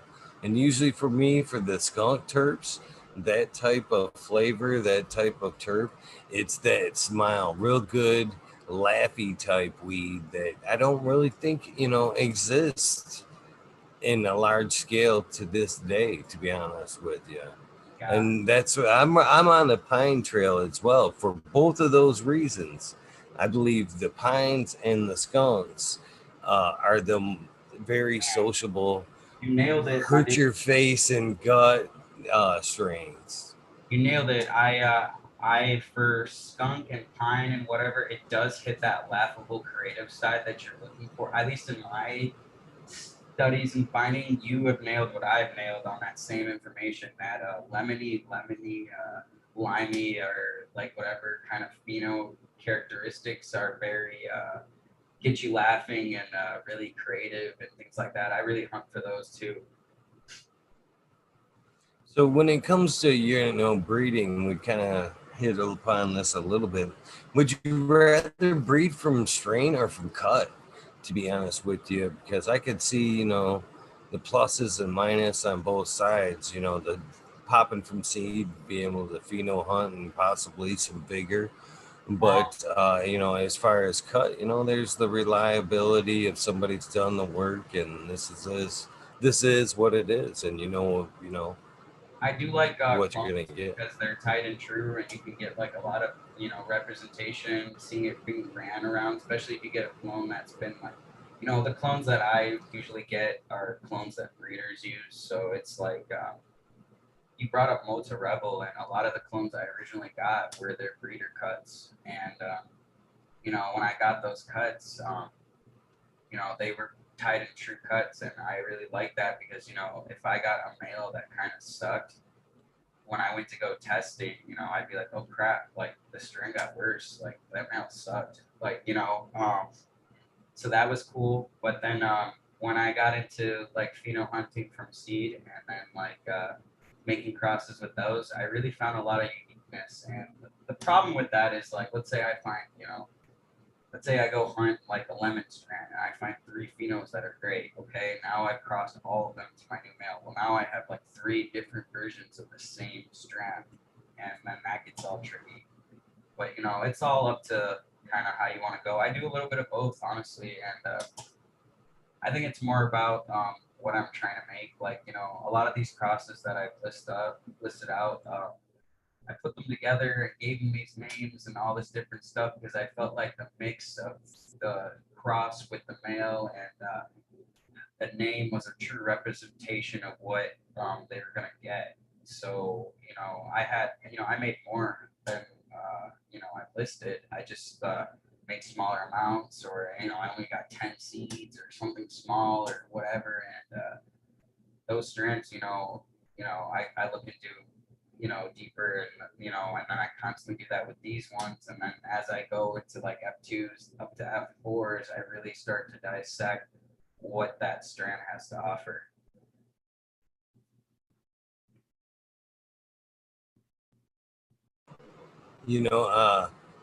I appreciate your open pollen breeding aspect too, a little bit, as far as being able to pass on multi traits into the next generation. Sometimes you can't nail down that male, and because they do offer both, nice traits. So I give you shout outs to that. But what I'm curious to know your opinion about as a breeder is indoor and outdoor breeding. I'm kind of on the fence about that. I almost think we're breeding down our cannabis to an extent that, indoor breeding's great. We can do a lot of, in particular selection, but we're breeding indoors. You know what I mean? Which is, a lot less environment, a lot less phenotypes that would be available. And in my opinion, we're taking out some of the hardiness too, in my opinion. I think the best way to do it is greenhouse outside if possible. If you look at some of these old cats like Neville and Sam the Skunk Man and Breeder Steve and a lot of these guys that did a lot of breeding outside organically and just all of that, they 30 years later you could pop their seeds and like, dang dude, they're still good. Um, and you're right, you're taking a wolf and you're turning it into a dog. So when you're doing that the whole time, these things are getting smaller and smaller and they're getting more finicky. They're not dealing with the elements. They're not getting hit with wind and rain and the natural elements out there that would be there. And, that's a whole thing right there, and you're right. I really look up to some of these bigger companies like DNA and, you know,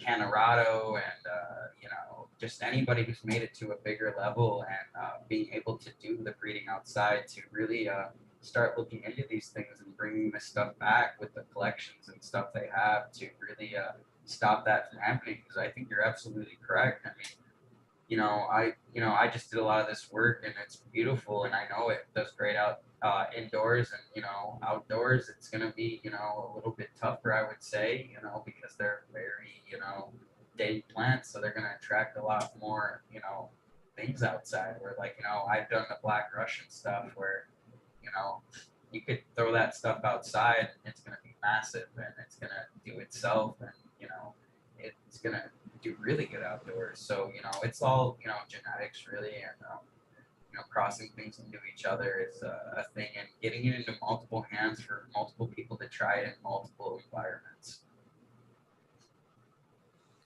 I talked to Kevin Jodry on multiple occasions, and he argues the fact, since we're talking about the skunk, and that's why I'm bringing it up, is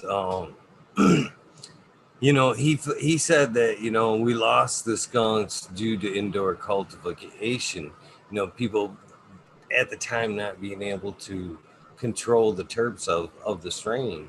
And I think he's kind of smacked me down on this, but I'm still holding firm on this, that it's indoor cultivation in part that is one of the reasons that we can't bring it back, or we haven't brought it back yet, because we've eliminated the outdoor breeding aspect of it.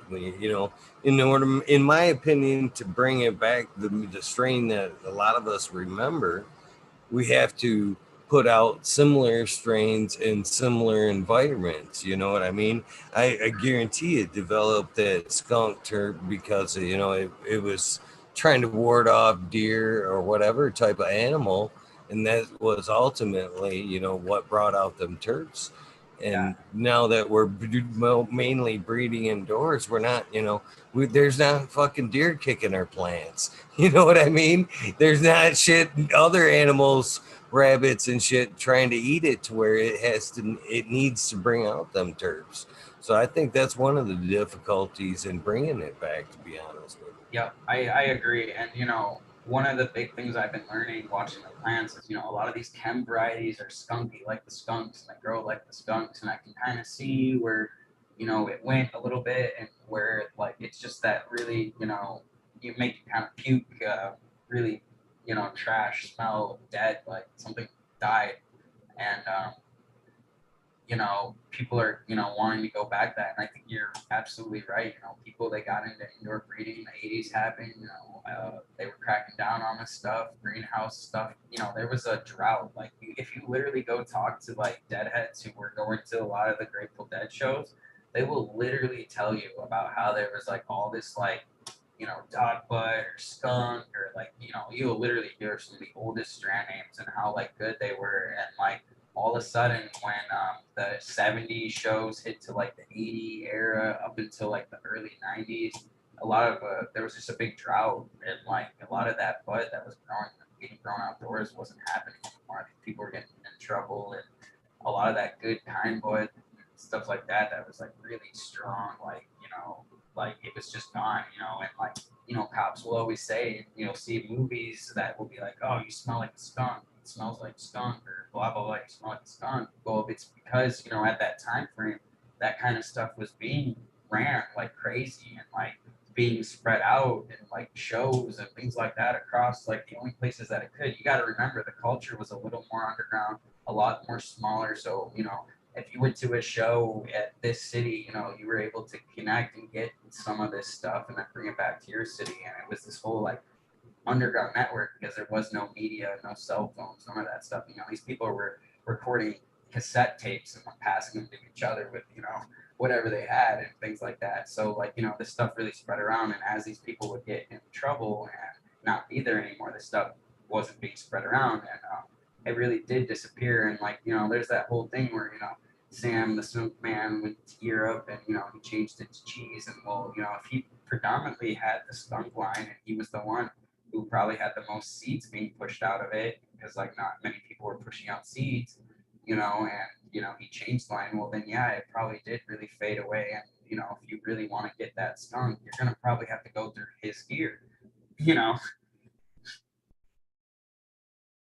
Bam, nailed it. That's one of the reasons. All right, you just take me back to another prior part of the conversation about breeding and the importance of wanting to I appreciate, again, I got tons of even more further down the line in this conversation. I've gained even more respect for you as a breeder, to be quite honest with you. But when I'm talking about you encouraging others to do the breeding, I'm fucking worried about this shit. I'm terrified, Cannafari, to be honest with you, because we're at such a great time in cannabis, to be honest with you, to where, well, with labs and tests, that we could actually figure out a lot of genetics. You know what I mean? A good recipe of what we got, what we became to love, instead of right now everything's so cross, hybrid, and cut only, which a lot of times is herm only, and were herms that made it through the cut, and which are being bred with, and mistakes, they come back out in breeding in time. That's a good. That was a really good thing to touch up on there. People are like, why do you bring it out to F4? Why do you bring it out to F2 or 3 or this or that? And it's like, well, I don't want things to hurt on people. I want to know, because, Dosido and Pug and like a lot of these that were, made from backseed, if you don't work out these things deep down the line, you're going to have these problems unless you know what's true that's going to come out. And you're not always going to be right, but the more you get into the line, the more you're going to be sure that it comes out correct. And like one of the things that I would bring up is like, if you look at the old breeders like Neville, Hayes brothers, any of those old guys, we were talking about Sam the Skunk Man, they would take, let's say their line of skunk, they would cross it to multiple phenols, multiple males, and they would really like see it down the generations. And if they found herm or something, they would mark it, okay, that was the herm pheno, blah blah blah. Let me see how many generations I can go to find that again, or if it ever comes back again, and things like that. So it's like a whole rabbit hole of really trying to dig for what you want as you get into a line. And like you said, a lot of people are making hybrids and stuff, and like I see that side of things too. The only way we'll have a lot of genetic material is if people constantly make stuff. So it really is getting to the point, like you said, it is getting crazy today. It is scary. People are making just seeds all day and that whole thing. But there's also this other side of things too. Like some of these companies have gotten really big, and now they can grow huge numbers, and some of the seeds they're pushing out are really good. Like here's a good example. Cali Connections was one of the first people I ever heard of making fem seeds. And if you go look up, their fem seed history, it's not very good. People would, trash talk them and this and that, and like make it a whole bad thing and like hate on their strands. Flash forward 10, 15 years later, every company's making fems. There's good ways to do it. People are really good at making fems. People still suck at making fems. And a lot of those Cali Connection things that were made 15 years ago are used in breeding programs like crazy. So, there's so many angles to look at it. And, the real thing, you're right to be afraid. You want to really know your breeder and know what they're doing. And you want to make sure if something goes wrong, they're going to take care of you and they're going to find out what the problem is. That's a really big thing to look into. So, and again, and just for conversation's sake here, you know what I mean? I'm not asking you to come my way on this or whatever, but this is the other reasons why I'm asking. I kind of look for the slowdown, and you've kind of touched on this point yourself. Is when it comes to breeding and the pheno selection and stuff like that. You know what I mean? That shit's lost down the road, as we pointed out with like sour diesel. You know what I mean? It's bred by this cat. It's BX. It's BX. Well, through the BX process, that breeder has done pheno selection. You know what I mean? It's a reproduction and reinterpretation of what they think the original was. Right. But they can't, to accurately reproduce, as you stated, they need to at least either have mom and pop or some starter packs of what they worked from. You know what I mean? That they can pinpoint a similar sister and brother to kind of maybe. And then even at that, it's only second best. You know what I mean? And with technology being the way that it is now, there's, in my opinion, there's no reason for that shit. I would think when you're breeding too, you the same thing. You would want people to work with your version from now on. And there's no reason in this point in time they shouldn't work with anything but yours. It shouldn't be a back cross. With things now, the way the things are, you can actually take, and hopefully, at some point, I know it costs money, but I hope you utilize this, like say tissue culture. You know what I mean? There's no way that, you can't put, your pug's breath and your dosey in some tissue culture and go, okay, they're safe. You know what I mean? And again, with your moms and pops or your moms of both, you know what I mean? In case you want to move on. And now someday you're moving on, you found different moms and pops down the line. This is what I'm working with. But, you're one of your crosses, the Dodo days, they love that shit. You know what I mean? It was legendary. Now you can bring mom and pop out of tissue culture and put them out, reproduce seeds again, almost identical to what you put out the first batch. You know what I mean? Oh, that would just be like such a beauty. And that's like where, all this thing getting bigger and more legal and people like, you know, as these people get into, you know, tissue culture and bigger corporations and stuff, you know, they should be looking into some of these little guys to pool mothers. I mean, I see how it goes, you know, both ways. People trying to hoard things and this and that. And like, I don't know. I start telling people, you know, we're all gonna die. So I mean, just like you kill a plant, you know, that, you know, that will happen to us. So, you know, if we don't spread this stuff now, it's gonna be, you know, the sad story of the skunk where nobody can find this thing because who knows, one guy wanted to order it or this or that. So I agree with you, you know, I wish that, you know, everything could go that way. You know, I would love to just, you know, go, hey, will somebody just store all of my mom's in tissue culture and let me just pop all the seeds? You know, I would, you know, I've even debated about working with, you know, some companies and getting into their facilities just to pop all my seed stock and see what I truly have and do projects with them, knowing that they're gonna, you know, possibly get to own every little bit of everything and just be happy to do the project and, you know, things like that. There's cats like Raptor Grows that's had a few episodes here on my channel, and he hangs out quite a bit over there on Fumadors. But you can directly reach him on Instagram.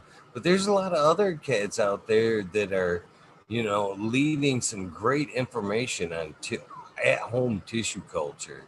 To basically, you know, where you could be doing it at home, taking samples and keeping you in the, you know, basically buying you a small refrigerator, keep it 60 degrees and storing all your cuts in there.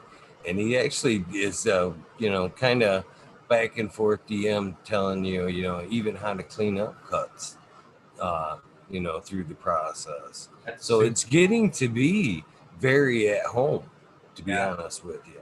I mean, that would be the way to go, you know, and it you know, it comes down to like what you're trying to do. For me, that would be beautiful because, you know, I do hold a lot of this genetic material and like, you know, it sucks to go like, oh man, I made this awesome cross and like now I don't have the original. You know, here's a good example. There's a strand we call Gold Fighter, and it's that kosher Kush crossed to the Starfighter, and that kosher Kush, man, I would have kept that forever. And we all lost it, obviously, because, you know, we all, you know, and you know, we still have the Starfighter line, but we don't have that original male. But like, man, that the clone we carry is just like, wow, man, you could give that thing to anybody and they would just love everything about it because it, you know, it has everything you want. And like, you know, we just kept thinking like, man, why didn't we keep these parents, you know, this and that, just, you know.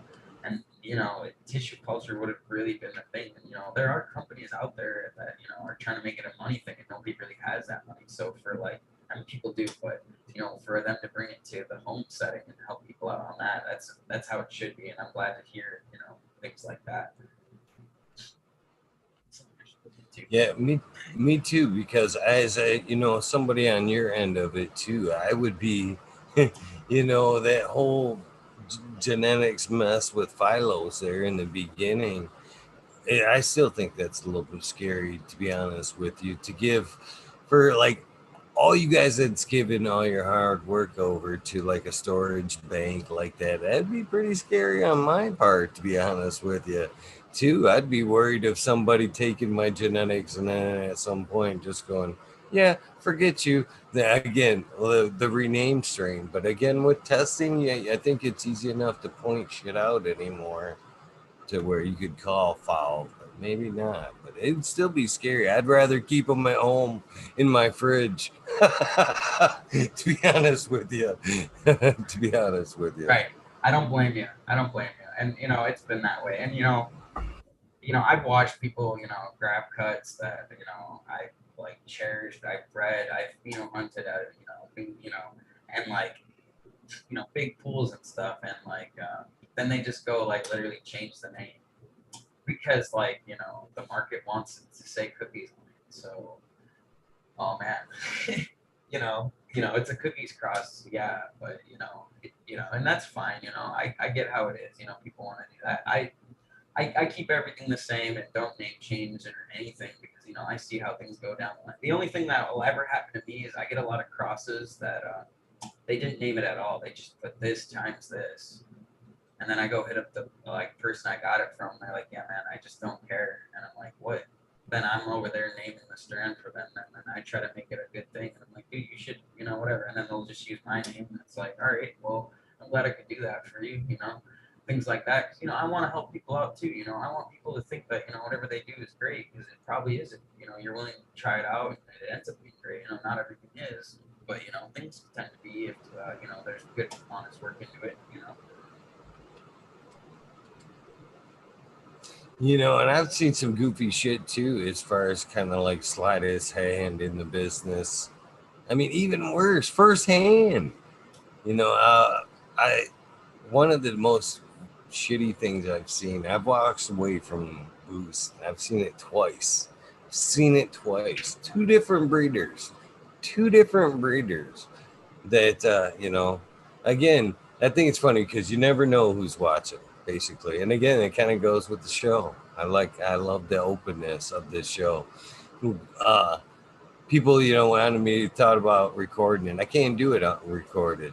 And I prefer the openness of, you knowing exactly what's being said. No editing behind your back of what I would do or say. You know what I mean? Exactly. Good on both sides. But the same thing goes with like public dealings. I've sat back on many a night at events talking with somebody just outside of a booth, getting ready to approach, a seed booth and ask some questions, just like in earshot, but not, ready to approach. And it seemed this is the one of the most shadiest things I've ever seen. And it pissed me off when I seen it. Was the cat had a jar on his table, a couple jars, and letting people smell it and whatever. And basically what I caught these cats doing in two different events, two different people, was telling that person basically whatever they were looking at on the menu. You know what I mean? He had that beautiful sample there. And if they would go, hey man, I want to grow out this X strain, and he'd be like, yeah, this is it right here. You know what I mean? And they'd be like, oh, that's nice. Yeah, I want a pack of that. And I'd fucking just look, go, that's fucking shitty right there, dude. I can't believe that kind of sleight of hand would go on. There's no reason for that shit, to be honest with you. But I've it's seen it with clones too. People just change the clone name or this or that, and it's just like, dang, dude, what are you doing, man? so. Do you do all your testing yourself? To be honest, I'm just curious. I do test everything myself, but the problem with that is, it's in my environment and how I do it. So obviously, I keep things as best as possible. So what I like to do is send out some packs to like random people and just all over and just see how they do with it, and then things like that. So that way I can kind of get like I have an outdoor guy who's in greenhouses. I got a guy who's like in tents. I got a guy who's like warehouse. So like between those three right there, I get to see like a wide spectrum. Right on. I appreciate that. And one of the reasons I was asking was because testers play a big part in breeding, as well as trying to unfortunately find quality testers can be just as big of a problem. And sometimes it's like some of these right here, I put them in hands of people that like weren't that great and had a lot of problems. So that way I could see if they had problems with them and stuff, and everything turned out great. But man, they suck at pictures and everything. So that's another thing too. So it's like, yeah, it's a battle. Well, one of the shitty again, I have much love for the cannabis community, but there's always, and it always seems to be the same type of person, to be honest with you, and that's the money dominated aspect, not the quality dominated person. That usually seems to be, again, the sleight of hand, give me your money type thing. And this falls into the tester category as well. As reliability of putting your hard work into people's hands, and like you said, risking, putting a fucking awesome, amazing fire strain in somebody's hand, and then them turn around and going, "Oh, this is something else, cut only." You know what I mean? Right. There, I actually seen this firsthand when I've said this story a lot, and that was the tester for ocean grown here in Michigan, no less, at fucking Clio Cup. Was the first year fucking Ninja Fruit was available, and he had dealt out the testers, and it was their first drop here in Michigan at the Cup. You know what I mean? Their first. So, and I happened to know, Vader and the crew over there, and I was hanging out in the booth, and we were doing the circle around Auto City, as I'm sure you know, and and we head around the track there, and shit you not, as I said, first available seed drop here in Michigan, firsthand, be able to walk up and buy them. Here's a past tester with a booth, clone booth, and here's a full rack of Ninja Fruit fucking clones. Face to face with Ninja. First drop here in Michigan. So there is, a little bit of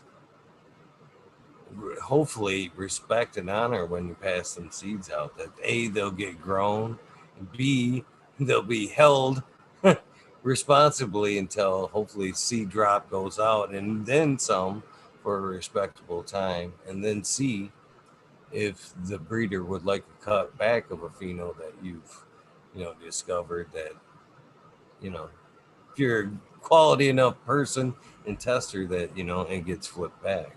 So I think, as again, I did testing for a very long time for a lot of breeders, so all these ethics are something that I hold true and dear in the cannabis and breeding side of things.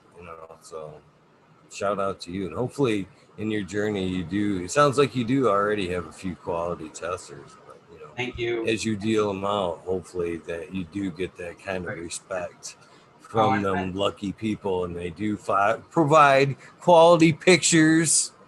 Oh yeah. Hopefully notes. You should have seen some of the pictures I got back for the stands, and then I would grow some of them myself, and I was like, dude, what the heck was that? And they'd be like, man, I just couldn't get good light. I'm like, dude, go freaking take a branch outside real quick, or get it under a light or whatever, But I'm not gonna hate on everybody. Some of these guys are really old too, and some of them are just really good at running stuff. So I can't complain. There's a whole thing, and what's a tester? Is it somebody who gets a free pack of gear before it drops, and then gives you feedback, right?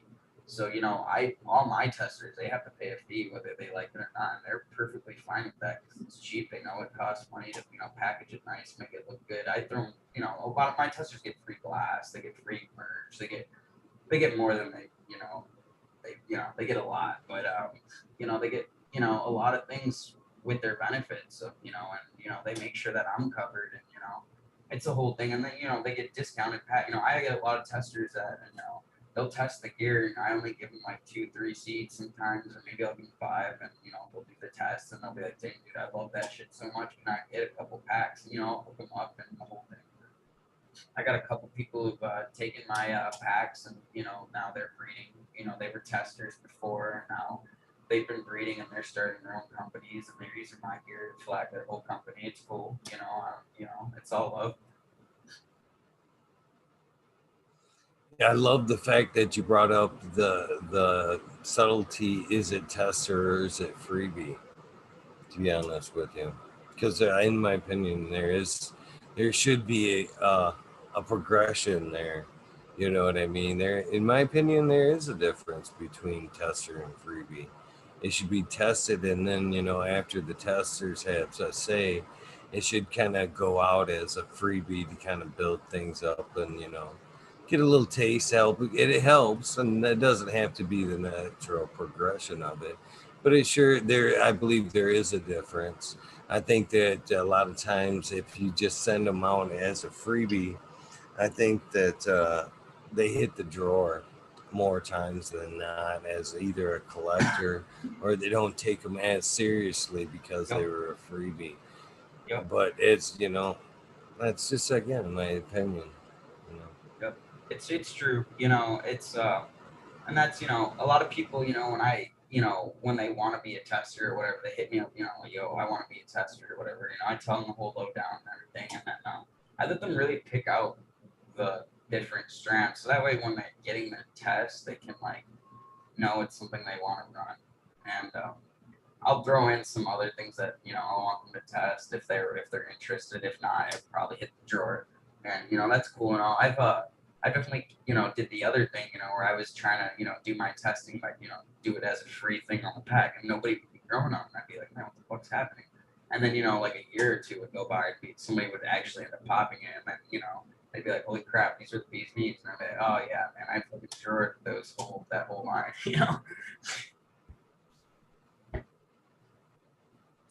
You know, actually, there should be a little bit of phase there too. There's been a couple of times I've had a couple of bumps with breeders. Me and Med Grower, another Michigan, awesome dude, great breeder, dumping lots of knowledge out there. I've ran pretty much everything that Med Growers put out. A lot of them I've had. A skunk beard I named. I have one that, you know, I actually ran that one first and named that strain. But there's been a couple of times, Primal Punch, I was blessed to have firsthand, and both were like ready at the market point of, or I shouldn't say market, patient availability scale at the same time. Which I thought was kind of funny because I was DMing him going, man, they are fucking loving the primal up here in Flint. He was like, wait a minute. Wait a minute. I barely have my flower out yet. You know what I mean? And Right. but it was a good thing. It was a good thing.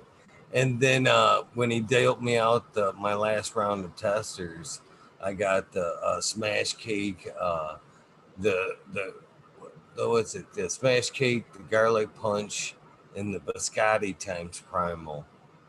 And I had dropped the smash cake with before I had it public, before anybody else had it. He had just dropped his seedlings. It was that fresh, and he was like, "Hey, damn it."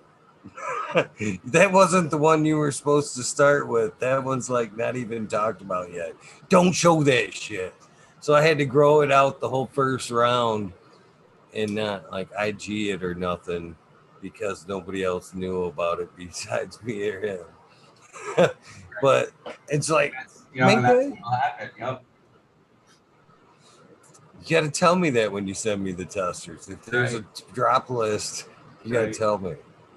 Because I went balls in too. I was like, I dropped the 2 out of 3 right away. Right.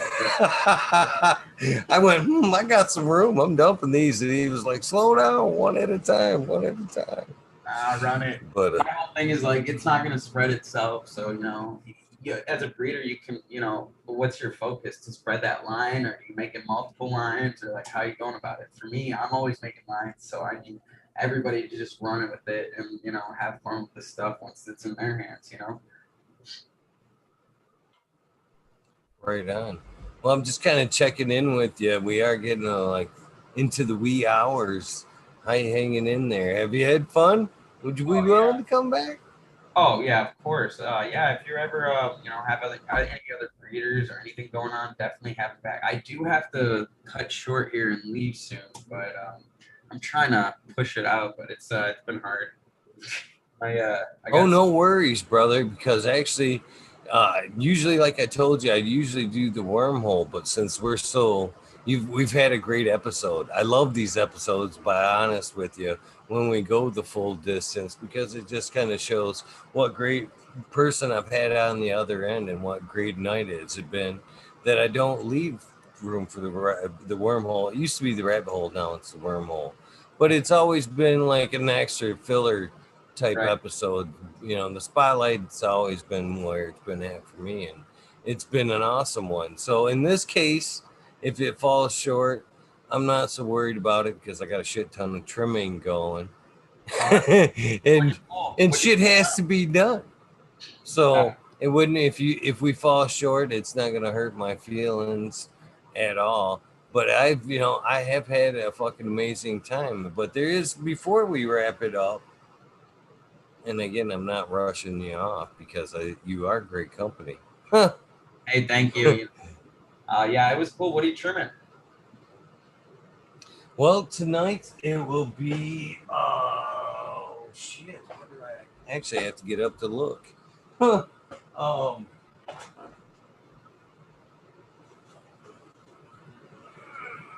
It will be some of that smash cake. Is what's ready back there.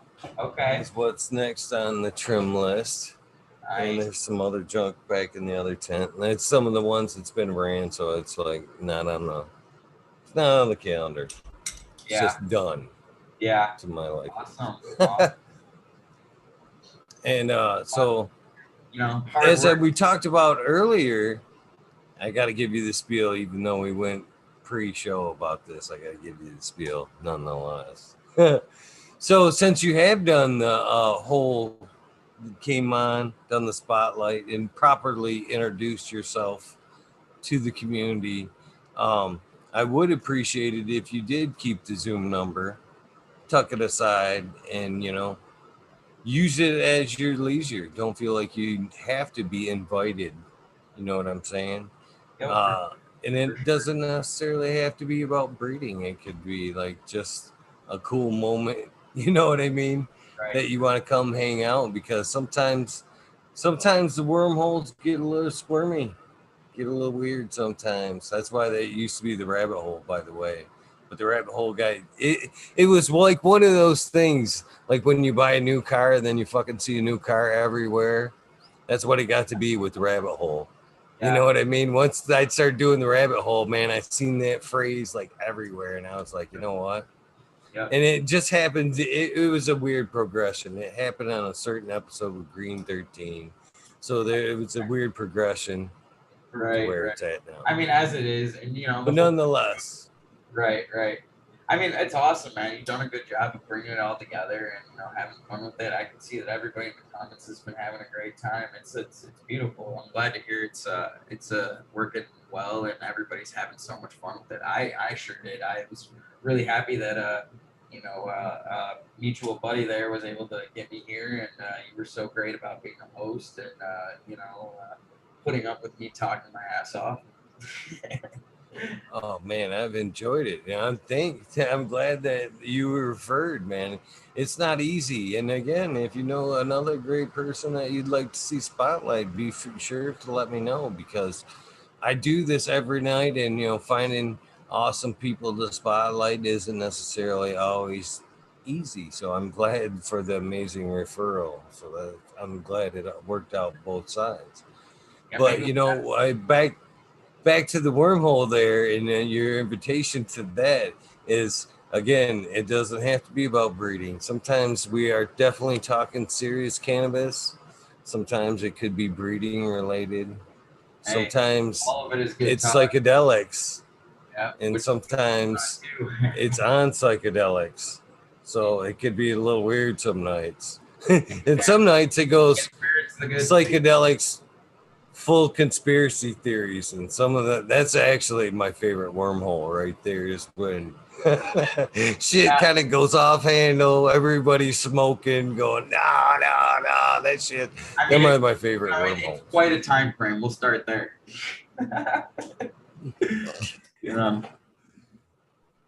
So open invitation. Don't feel it has to be about breeding. If it just happens to be a cool moment and you're tuned in and you want to be a part of it, fucking roll that shit up, get your dabs ready, and fucking log on. Is my invitation. Sounds good to you. me. You know, that is awesome. You know, I like how this is all set up. You guys do an awesome job. You guys make it all fun. The other thing I'd like to get from you before you go is, it might be corny, whatnot, but I collect these, and I've been quite busy lately, so I've been a little bit lax on releasing these sound bites. But in a way, I think it's good, to be honest with you, that they're not immediately released, because when they do get released on Instagram and wherever I release them, that it's a reminder. You know what I mean? If I release it tomorrow, everybody knew this happened. You know what I mean? But if I release it in a month from now, they go, wow, that was a cool one. I need to go back and check that shit out.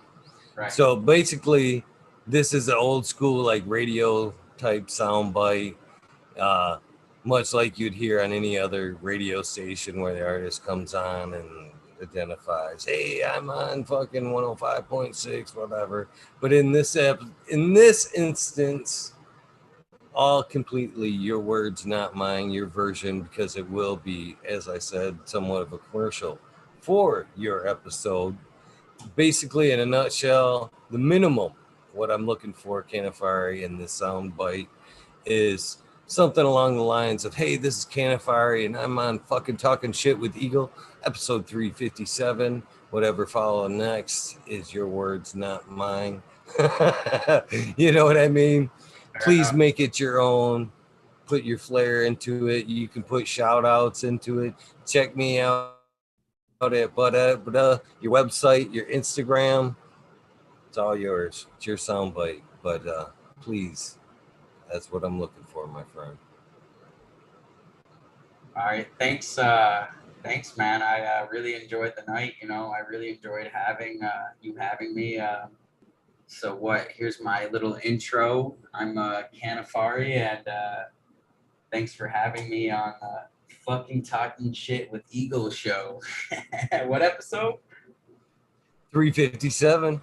357. It was an awesome night. My Instagram is Cannafari. Website is cannafari.com. We just roll with it as we go, and thank you guys for having me. It's been a pleasure, and thank you for that soundbite, man, and those nice words. I did really had a lot of fun with this conversation tonight, and I'm looking forward to hearing more from you. And again, it's nice to hear that there's some fucking fire genetics being put out there, some quality work being done by you guys, and much respect to you guys for that. And thank you for spreading some out to the community here, the folks that watched tonight. That's pretty awesome of you too, and not mandatory for any time you log on, man. If you want to come on and spread some love at any point, some shit you want to drop, you're more than welcome to log. And then that's it. That's what I mean too.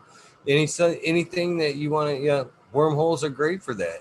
Pop on, hey man, I got some shit I want to spread some love.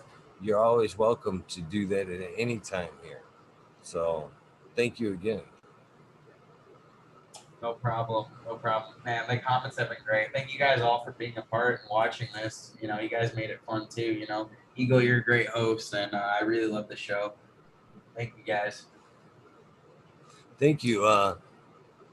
Again, thank you for participating in this. Thank you for your time. It's the most valuable thing we got, man. And get some rest. Get some rest. I'll go ahead and end this thing out. But man, I did have a lot of fun, and much respect to you. With that being said, I'm going to go ahead and log it out. You can just go ahead and hit end if you'd like. If you'd like to stick around to the very end, you're more than welcome. But thanks again to you, Cannafari, the people that watched tonight. Much appreciation and respect to you guys. As you guys know the routine, I will fire this back up briefly for the shout outs. You guys know the deal. I cannot go a night without the shout outs, man. Much respect to you. Much respect. Kind of awkward goodbye with Cannafari there as I look back, but hopefully he's still listening because he did make the shout outs list as well from hanging on and doing his story tonight. But I am going to end this so I can rock out and do the shout outs and get to work. But as you know, I can't do the shout outs without a little bit of music. So that is the end of 357. Please give me a minute to stretch, get something to drink. I will log on through 357.5 shout outs. I'll see you guys in a minute.